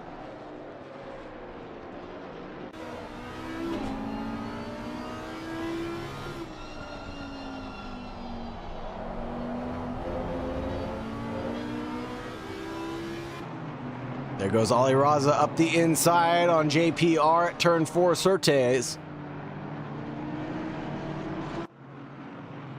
And it looks like Ollie Raza is able to break away from JPR pretty quickly. Dispatched him with about 0.7 in his pocket. There goes Beachley, also trying to get something done with the Provolone. Big Cheese at Pilgrim's Drop. Hawthorne Bend we go. Everything seems to be going single file line now. Ollie Raza peeling away from JPR, and then Beachley trying to go for another overtake move, this AMG, trying to put work down on the McLaren.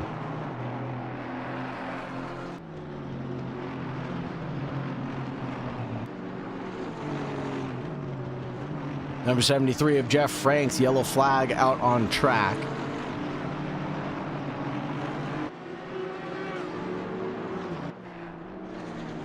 Beachley's holding Provolone there on the inside line of Clark Curve. Switchback engaged, dragged down the Brabham straight right now. The AMG is going to be on the optimum line, sticking to the middle of the track. We'll be able to extend that braking zone by quite a bit. Will the McLaren try to hang it around the outside? He sure tries, but Beachley's able to go forward. Inherits P3 overall.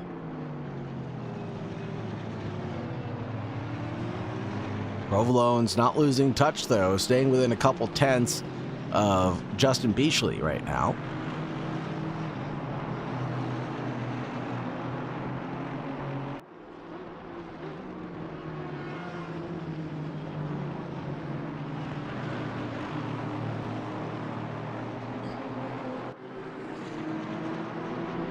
Other gaps seem to be separated by quite some time. Alex Freeman, Jaeger Caro, John Watt, and Aaron John, the first of the pit stoppers so far.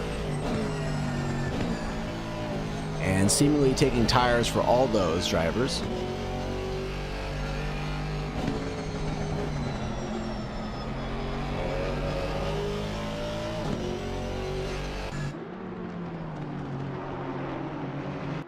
Beachley now looking up the rear end of JPR, trying to inherit top two.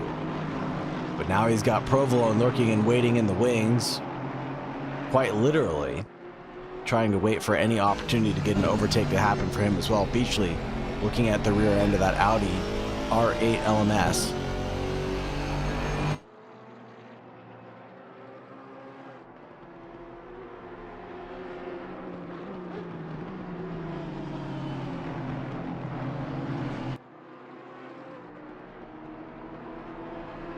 Provolone up the inside, leading in towards Druids. Not quite there along the inside.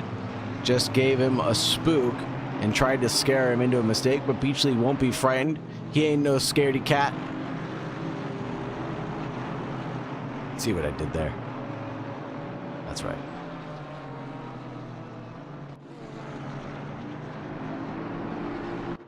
Why aren't you laughing? That was hilarious. It was a cat joke about a cat car. You guys aren't even paying attention anymore. It's okay. I'll pay attention for all of us. Jason Provolone chasing down Beachley.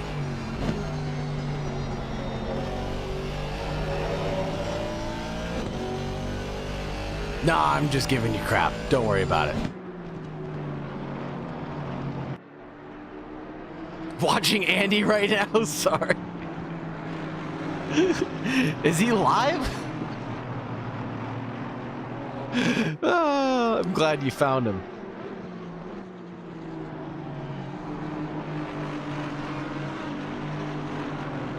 Casey Swanseger having a yellow flag moment, goes off and slows down by quite some bit. Randy Gross is able to go by, and here goes Josh Grush.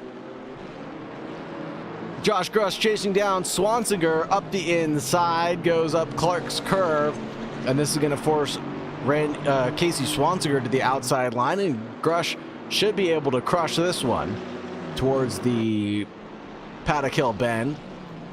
Late on the brakes there, extending the braking zone as far as possible, goes over the curb and pushes Swanseger out as well, and Swanseger had to back out for self-preservation.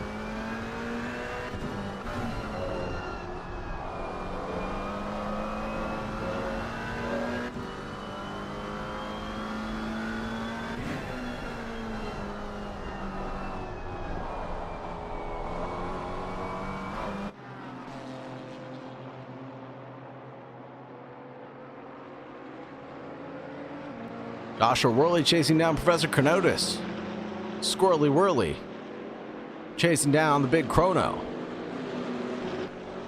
Battle for the top 10 between these guys. 9th and 8th position up for grabs. There's Brian Clementi just a second up the road from Joshua Worley right now.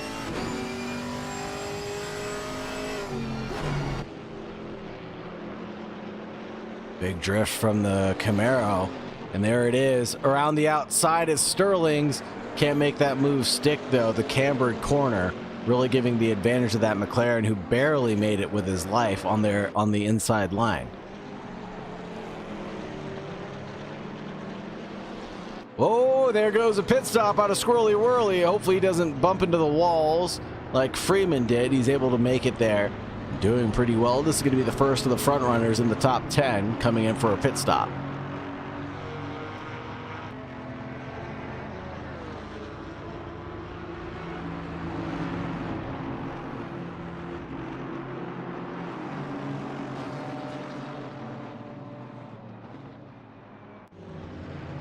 Josh Grush and Swansiger going after it, and this is going to be Joe Khalil getting involved as well.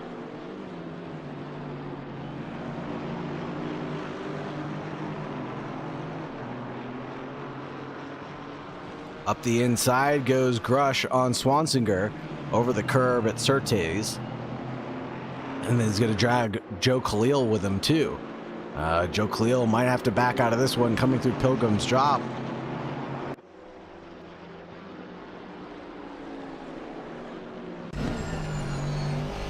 Hawthorne Bend, everything seems to be going okay. Westfield Bend up the inside. Joe Khalil found a gap, is going for it. Can't quite get the traction down though for Joe Khalil to get past Casey Swansiger. Swansiger loses out to Josh Grush from F&M for the battle for the lead of the amateurs. Beachley's in the pits. Elmer's into the pits. You can see the brake dust being illuminated by the brake lights.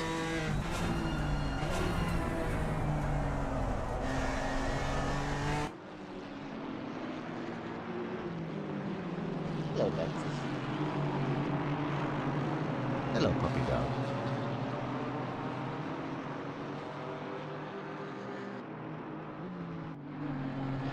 John Hawley getting chased down by Luis Vasquez. No, that's not Luis Vasquez. Who is that? That's Dr. Porkchop, excuse me. Got lap traffic already becoming a thing right now. Porkchop trying to unlap himself potentially.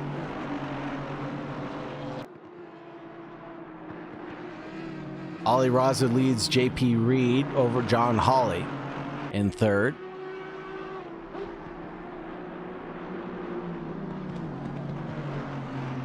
As Beachley came into the pits, 30 seconds on the dot for Beachley, who was in third position overall. George Elmer also into the pits.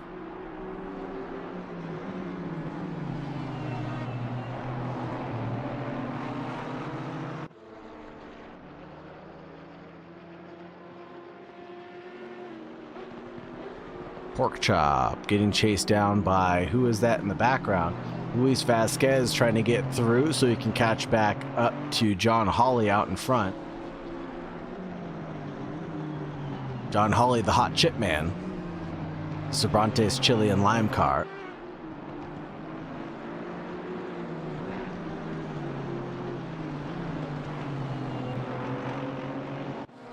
Alex Freeman chasing down Brian Clementi. Battle for 18th and 17th position overall. Ooh, a little unsettled there going over the curb at Sheen's. Now into Sterling's. Like I said, hard camber here. Going to the inside as much as possible and then going over the curb. Getting the car unsettled a little bit. Losing out some time. Beachley now chasing down Spady Budd. This is not for a pass for position technically, but it is for position overall as they're on different strategies. Beachley's able to go through on Spady Budd seemingly easily. And Spady Budd trying to stay in close touch with Beachley.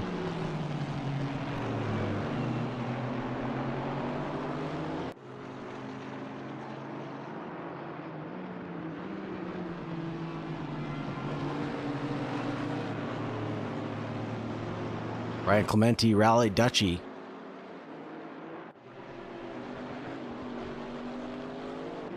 Rally Dutchy going a little bit slowed right now. Lets Brian Clementi and Alex Freeman through. Don't see an incident for the 621. Not sure what's going on with the 621. Going quite a bit slower than most.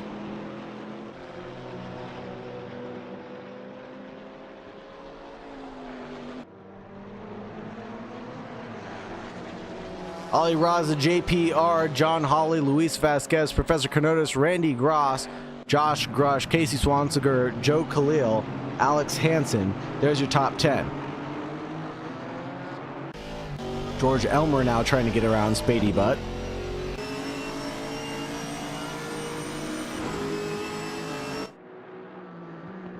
Trying to get this set up towards turn 1, the paddock hill bend. Spady Bud's on the optimum line. Will George Elmer be able to collect this position? I think so. Switches back to the inside line for Druids. Spady Bud yields the position, potentially closing the door just a little bit there, but eventually George Elmer is able to get through. JPR tumbling down the order. Let's get a quick 30 for 30. Find out what happened to JPR. JPR coming through right now. Touches the curb, gets a little squirrely there. And, oh, also collects a barrier to boot. Not once, but twice there. Oof. JPR's chances are hurting now. And I think that might promote, who is it? Justin Beachley into second place, potentially. Ollie Raza's now into the pits. We'll have to see where Justin Beachley comes out on track. Beachley started in 4th position, down into 11th, lost 7 overall, but he hasn't had everybody cycle through their pits yet. Grush, Raza, Swansinger, Khalil, JPR all into the pits, and so is Grush.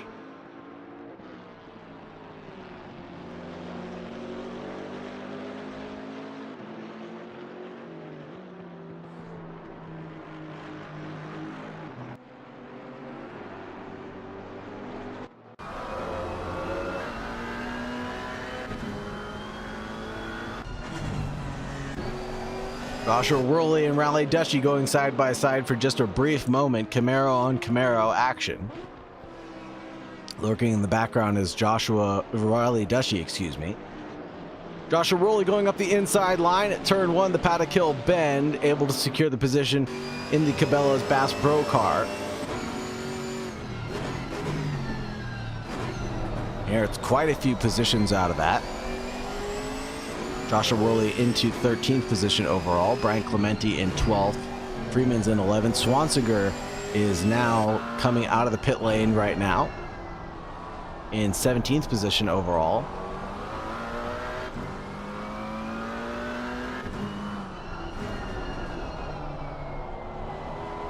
And you can see the drivers that have taken their pit stops versus not taking their pit stops over there on the left-hand side.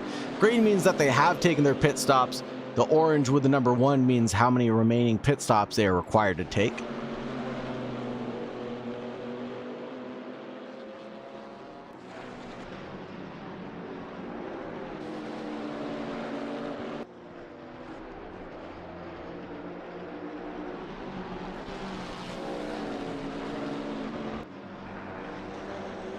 Spady Bud pushing beyond his limits right now. You can see the car getting a bit squirrely there. You might want to decide to come in for a pit stop soon to replace those tires.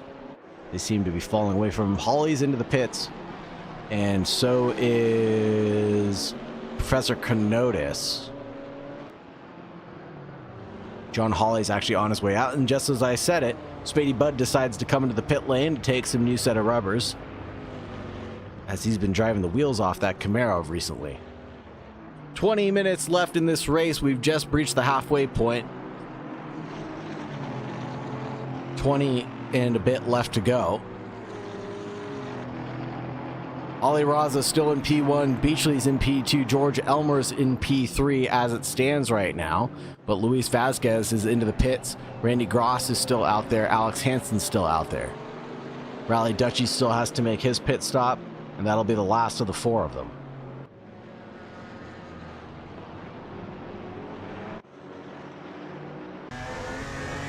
Raleigh Dutchy letting Kronotis by, who's seemingly on a different strategy than him. Maybe just didn't want to race too hard right now. And Raleigh Dutchy may be just going to try to extend these tires as long as possible. Doesn't want to be pushing too hard or too aggressively.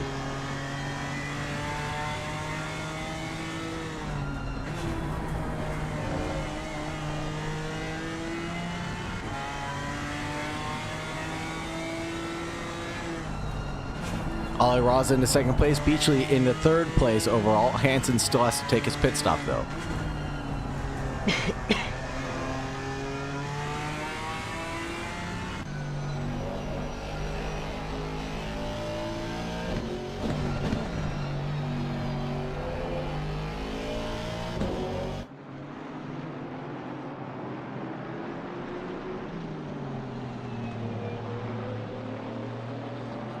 Hansen, Raza, Beachley, Vasquez, Elmer, Provolone, JPR, John Hawley, Alex Freeman, Brian Clementi. There's your top 10. Rally Dutchy and Josh Grush. Grush getting past Rally Dutchy there. As Rally Dutchy for the Mad Fox Sim Racing team seems to be falling backwards just a bit.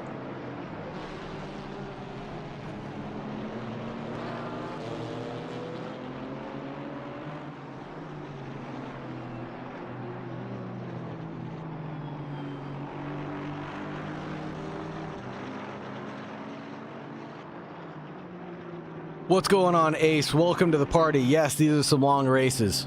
We've had 3 of them tonight. And we're not even done yet. 20 minutes left on the clock. 18 minutes, excuse me.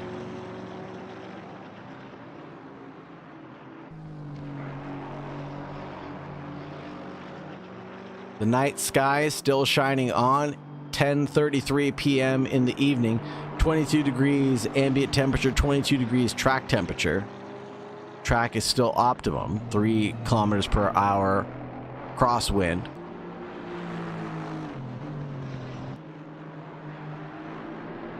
John Hawley now chasing down JPR on his recovery drive.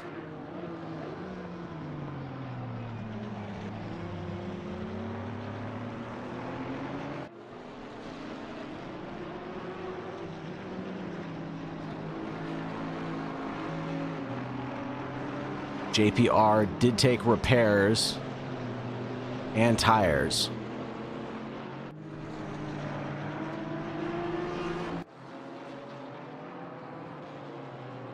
John Hawley as well taking repairs and tires.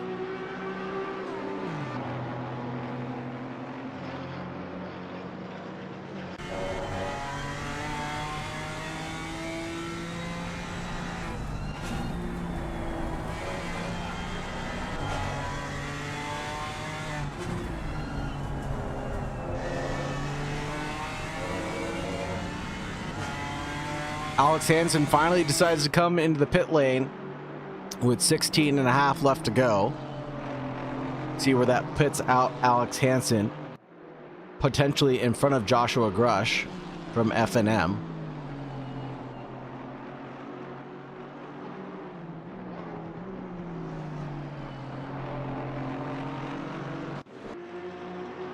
Here goes Hawley up the inside of JPR. Can he make a move stick at turn 1? No, he cannot. Tucks back in behind JPR's rear wing. Tries to go for the curb. Will be set up at turn 2. JPR switches over to the inside line to cover it off. No, Hawley can't get it quite covered as much as he'd like to go for a move there. JPR left him a little bit of room there, but didn't really want to leave too much of a gap in case there was an emergency.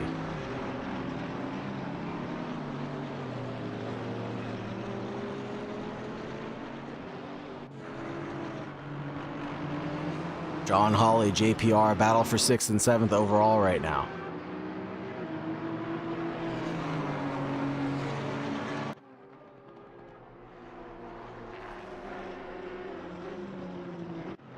Grush and Alex Hansen, the battle for AM's overall lead gets inverted. Hansen comes out of the pits right in front of Grush. Grush snaps back, gets past Alex Hansen. Alex Hansen did not take tires, 28.4 stationary, and Grush, who did take tires. Ooh, flashy action there out of Hansen into Grush, potentially a little upset there. Yellow flag there for the 35. Let's see what Alex Hansen may have been flashing his lights about.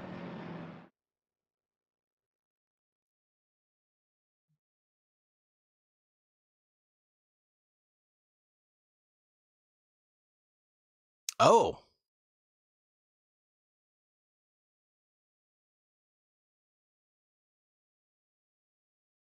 Oh, that was a while ago.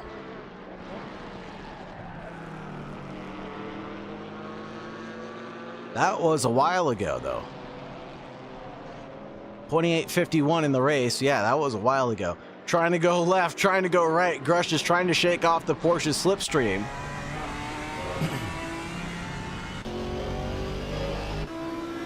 JPR holding off John Hawley for now.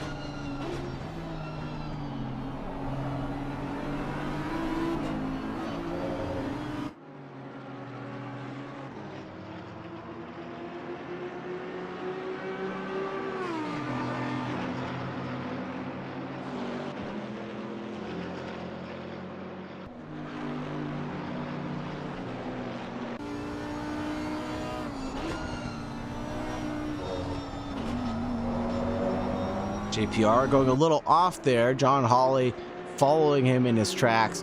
Josh Grush and Alex Hansen are separated by around 1.3 seconds right now. JPR almost goes into the grass, drags that McLaren around with him, though, of Alex Freeman in the background. John Hawley now trying to go for a move up the inside before we hit the Sterlings. And we get to Clark's curve, and everything's all right.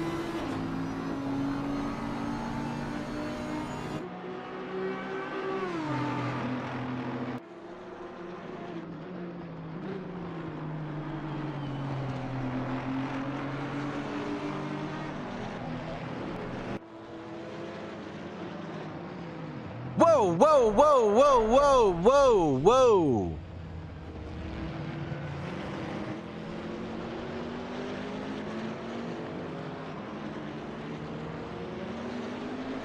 What happened?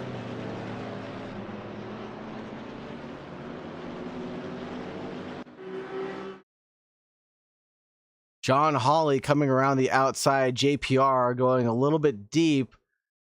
Hawley trying to go for a switchback, though, and up the inside. Hawley, I don't even know.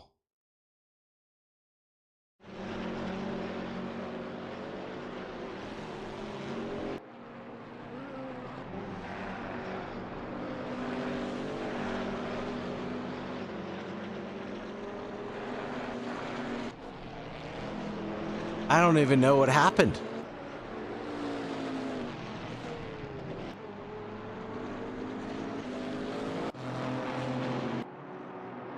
Ali Raza leads Justin Beachley by 14.5 seconds.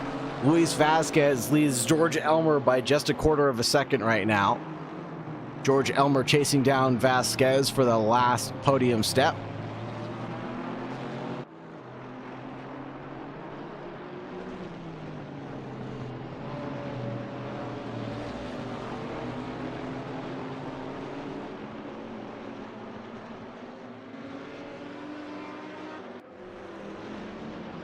Chronotis chasing down Randy Gross as well.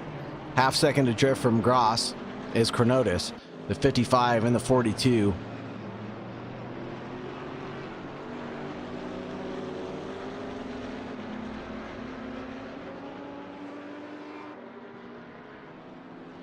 Kind of looks like that, Shooty.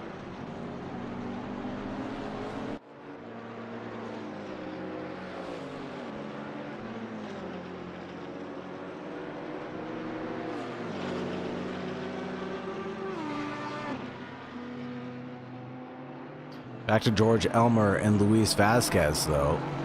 Battle for the podium spot. 10 minutes and 15 seconds remaining in this race.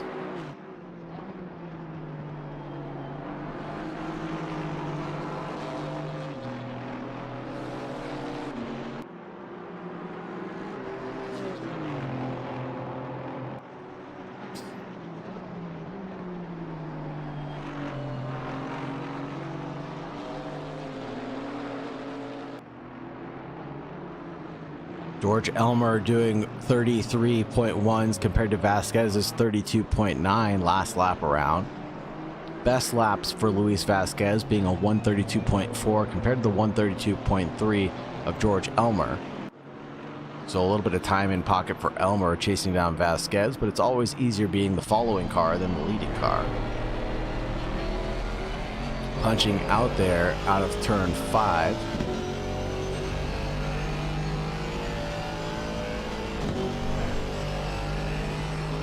Can he get a move done? Traffic gives, traffic taketh away. Leaves him in the dust behind Luis Vasquez. Can't get anything to happen right away.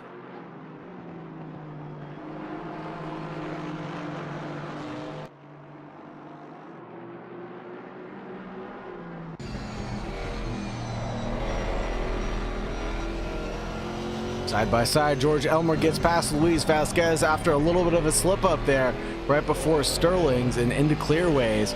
Now George Elmer leads Luis Vasquez. The time has gone his way into the braking zone of Clark Curve. Looks like George Elmer has the position secured, but for how many laps now will he be able to defend?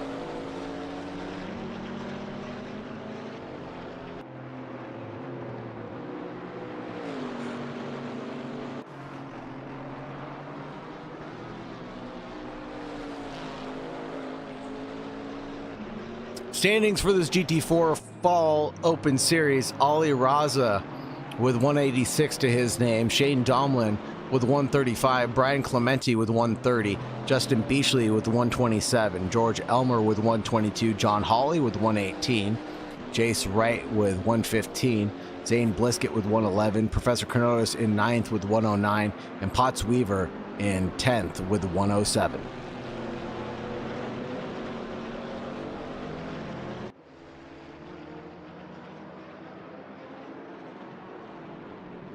So Beachley with some big points tonight.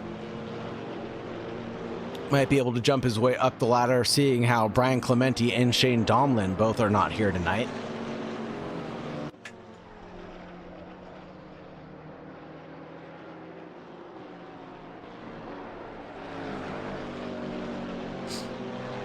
Getting a good haul of points for both of them. Shane Domlin hurt his footsie. Oh no. Hopefully he's doing all right.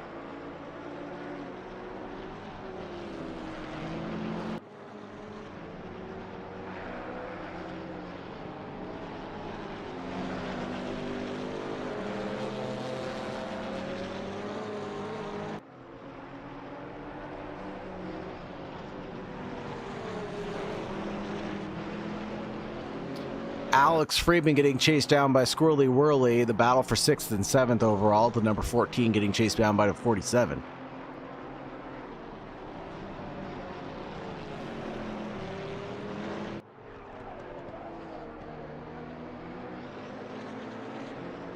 Around the outside, going for a look. Squirrely Whirly is. Whoa, splitting that 95 like a pig. And Whirly is able to go through on Alex Freeman, who is in that 95. That's John Wad getting split like a pig. Oh, and there goes a bump in the rump. The number 100 bumps into the 621. The 621 being Rally Dutchy, and gets him spun around here at Surtees.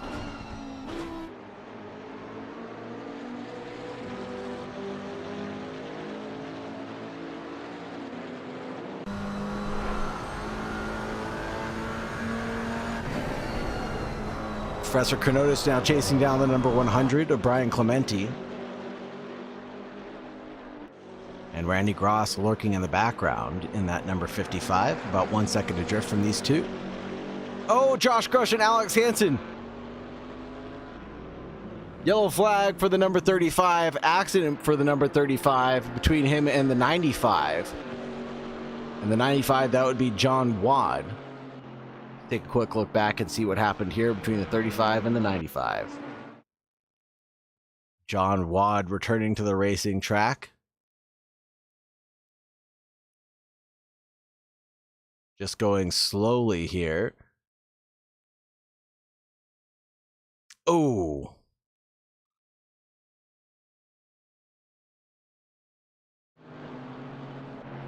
Yikes.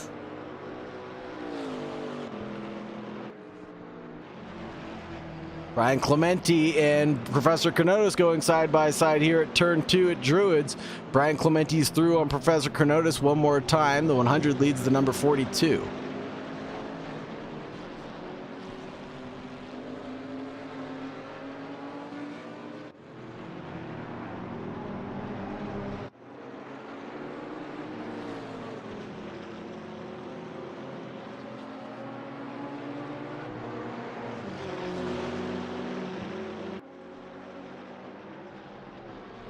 Oh, touching there from the 42 and the 100.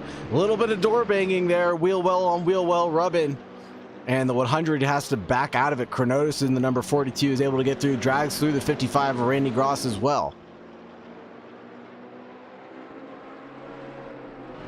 Now side by side, the 100 and the 55 of Gross side by side action ends in tears. And it looks like the 100 gives the position back to the 55. Randy Gross got a little squirrely there on exit. Now regains that position behind Professor Chronotis.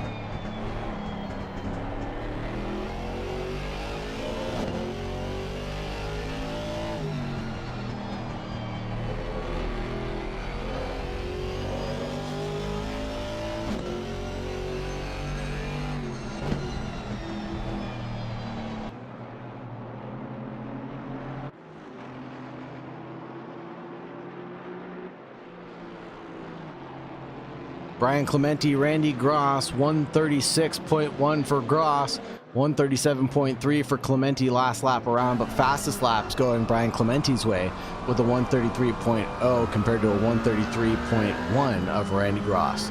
Of course, the tires are faded at this point. 2 minutes, 50 seconds left on the clock, everybody. And that'll be this lap plus one more as the driver crosses the line right now. And in the lead of that race is going to be Ali Raza, Justin Beachley trailing behind by 19.2 seconds. And then George Elmer, Luis Vasquez, Jason Provolone, Alex Freeman, and Joshua Worley. Speaking of Alex Freeman, chasing down Joshua Worley as they split that number 95 of John Wad. And it looks like Alex Freeman and Joshua Worley are now going to be able to resume their battle from earlier. The only car in front of them is the number 82. And the 82, that would be Jason Provolone, so they won't be catching him anytime soon. As he's 7.2 up the road. Whoa, there goes a big wiggle from Joshua Worley. Out to the outside line, touched some grass there. And not in a good way, as the kids always say to do it.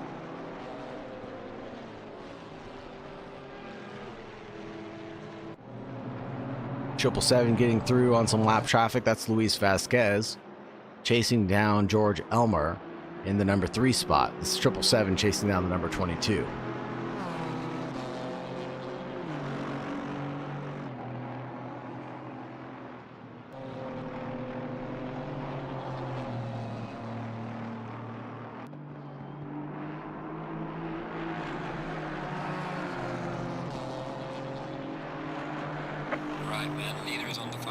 Leaders on the final lap. This 45-minute race has gone by very swiftly, everybody.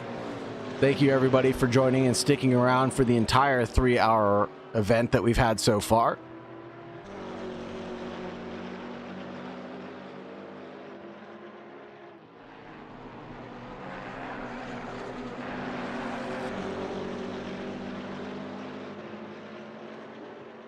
Brian Clementi still chasing down Gross, though.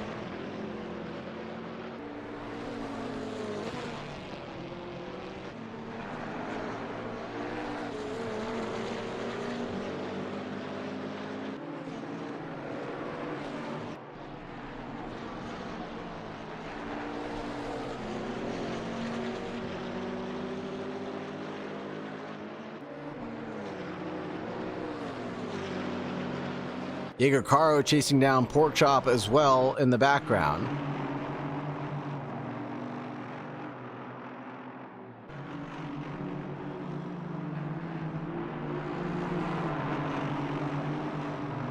Really close at Dingledale. Whoa, off into the grass, and there goes Jaeger Caro off at Sheens.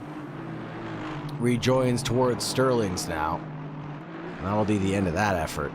Spady Bud chasing down Raleigh Dutchy for the final time. The leader has finished the race. Ali Raza takes home P1 to finish off this race. 45 minutes in the dark. Justin Beachley's going to bring home P2. About 20 seconds adrift from Ali Raza.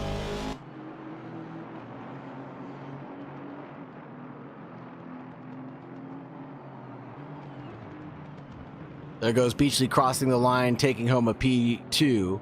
Ali Raza, what a beast indeed. George Elmer taking home P3. The man, the glue himself, Elmer in P3. Luis Vasquez takes home 4th position in the 777. Jason Provolone in the top 5 in 5th place. Joshua Worley bringing home 6th position. Squirrely Whirly. Alex Freeman bringing home P7. Big positions gained for Joshua Worley. 6 positions gained overall. Started off in 12th, ending up in 6th.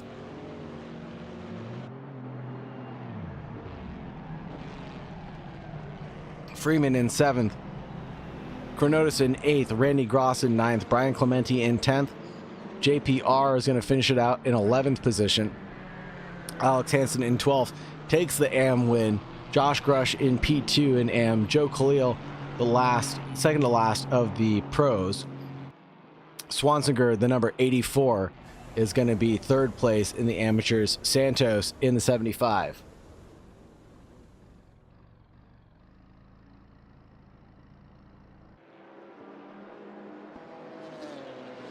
Then Dr. Porkchop, Jaeger, Carr, Rally, Dutchy, Spady, Bud, Aaron John, and John Wad. I'll take Ali Raza, Beachley, Elmer, and Alex Hansen into the booth.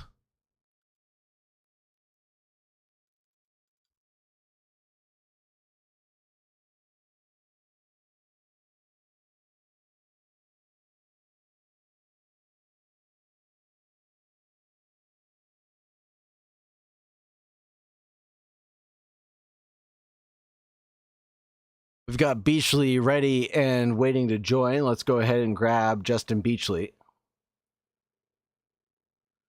Justin Beachley, the Catman himself, meow. Oh, geez. What a good race. What a good race indeed. Did you expect to get home on the second step of the podium or on the podium at all? Honestly, after qualifying, not really, but during all the practice sessions I ran today, I was feeling pretty confident. I think I ended up like a 10th and a half behind Ollie in the practice standings. So I was feeling pretty good about my race pace at least, which, turned out to be true. Unfortunately, JP sounded like a bit of an off, which is unfortunate, but yeah, a lot of action at the first phase of the race, and then once the pit stops cycled through, it was very uneventful for me at least. So yeah, I'll definitely take P2 after last week. Getting involved in an incident and finishing like 11th in class. So yeah, great recovery. Great recovery indeed. Great job. You're going to enjoy those points to your name as well, especially since 2 of the drivers in front of you in the championship did not show up tonight. Of course, those will end up being drop rounds for them overall. But really, this should be able to promote you pretty steeply in the championship. Yeah, for sure. Yeah, I think I was 3 points out of the podium before today with all the drop rounds. So yeah, we'll see how it all plays out at the end of the season. Just want to be consistent the last 2 rounds, and they're going to be big ones at Bathurst and the Nordschleife. So it ought to be really exciting at the end of the season. Ollie has kind of run away with it, so congrats to him on winning another championship, I guess, unless he decides not to race the last 2 races. But yeah, it's going to be a great fight for second and third, and maybe even a few places below that in the championship. So really looking forward to it. I have done well pretty recently at Bathurst, and honestly don't have too much experience at the Nordschleife, so that's going to be a very interesting final round. But yeah, definitely looking forward to the last 2 rounds.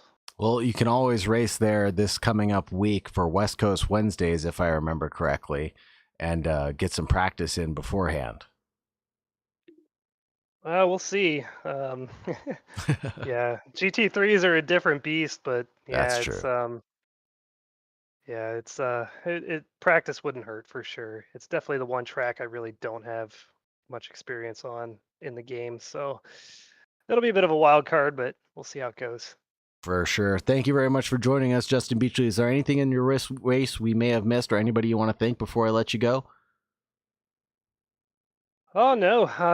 Yeah, I guess she's on the car and she's sleeping in her cat tree just next to my screen. So thanks to CC the cat for always being there and being my race support. Right on. Thanks, CC. Have a great night, Justin. Take care, sir. Thanks, you too. Bye.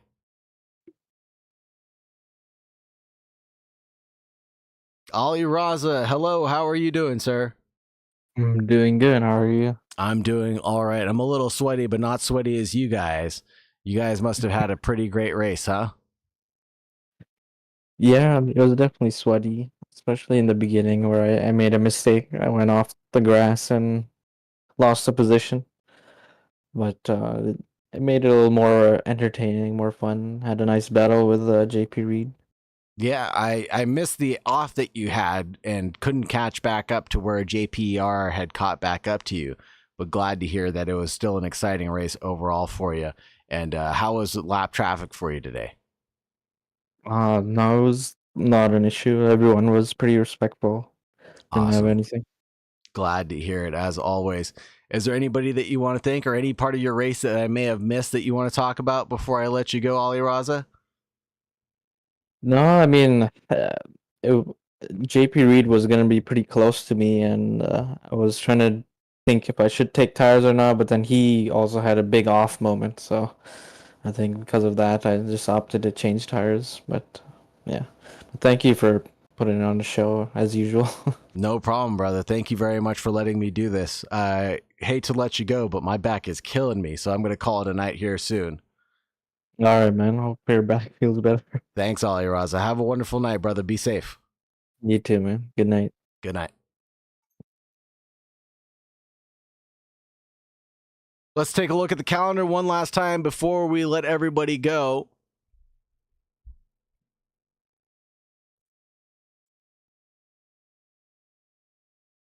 On Mondays, we have our GT4 rookies. Following that, we have our GT4 Open Series. That's what you just watched. Our iRacing Championship has just concluded, but we have West Coast Wednesdays coming up this Wednesday at 8 p.m. Pacific Standard Time. Don't miss it. We're going to be racing at the Nürburgring on October the 9th. Our GT3 Championship, our Staple Championship, is on Sundays at 8:30 p.m. Eastern Standard Time, and this week we're going to be racing at Watkins Glen. We have our Spooky Suzuki livery contest event coming up on October 30th. Don't forget to sign up. Our Sun Sprint at Zandvoort on November 3rd and our Flooded Silverstone event on November 6th. This Thursday, October the 10th, we have our IRL Friends and Family Swap Get In and Win event. All you need is yourself, a spouse, sibling, parent, or a friend, a sim rig or controller or keyboard, whatever you normally use to race, and the swap wheel will be done IRL. Don't forget to bring a good attitude. 30 minutes qualification / practice, 40-minute race, 10 minutes of the experienced driver, 20 minutes to your spouse, sibling, parent, or friend during the pit stop, 10 minutes back to the experienced driver for the race end. Swaps are in real life, so your significant others can warm up your seat for a nice toasty finish, not an in-game driver swap event. Remember that.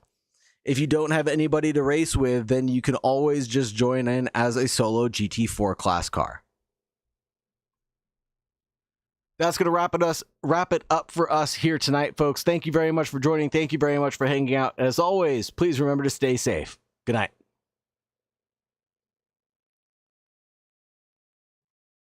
We're going to set up a raid, by the way.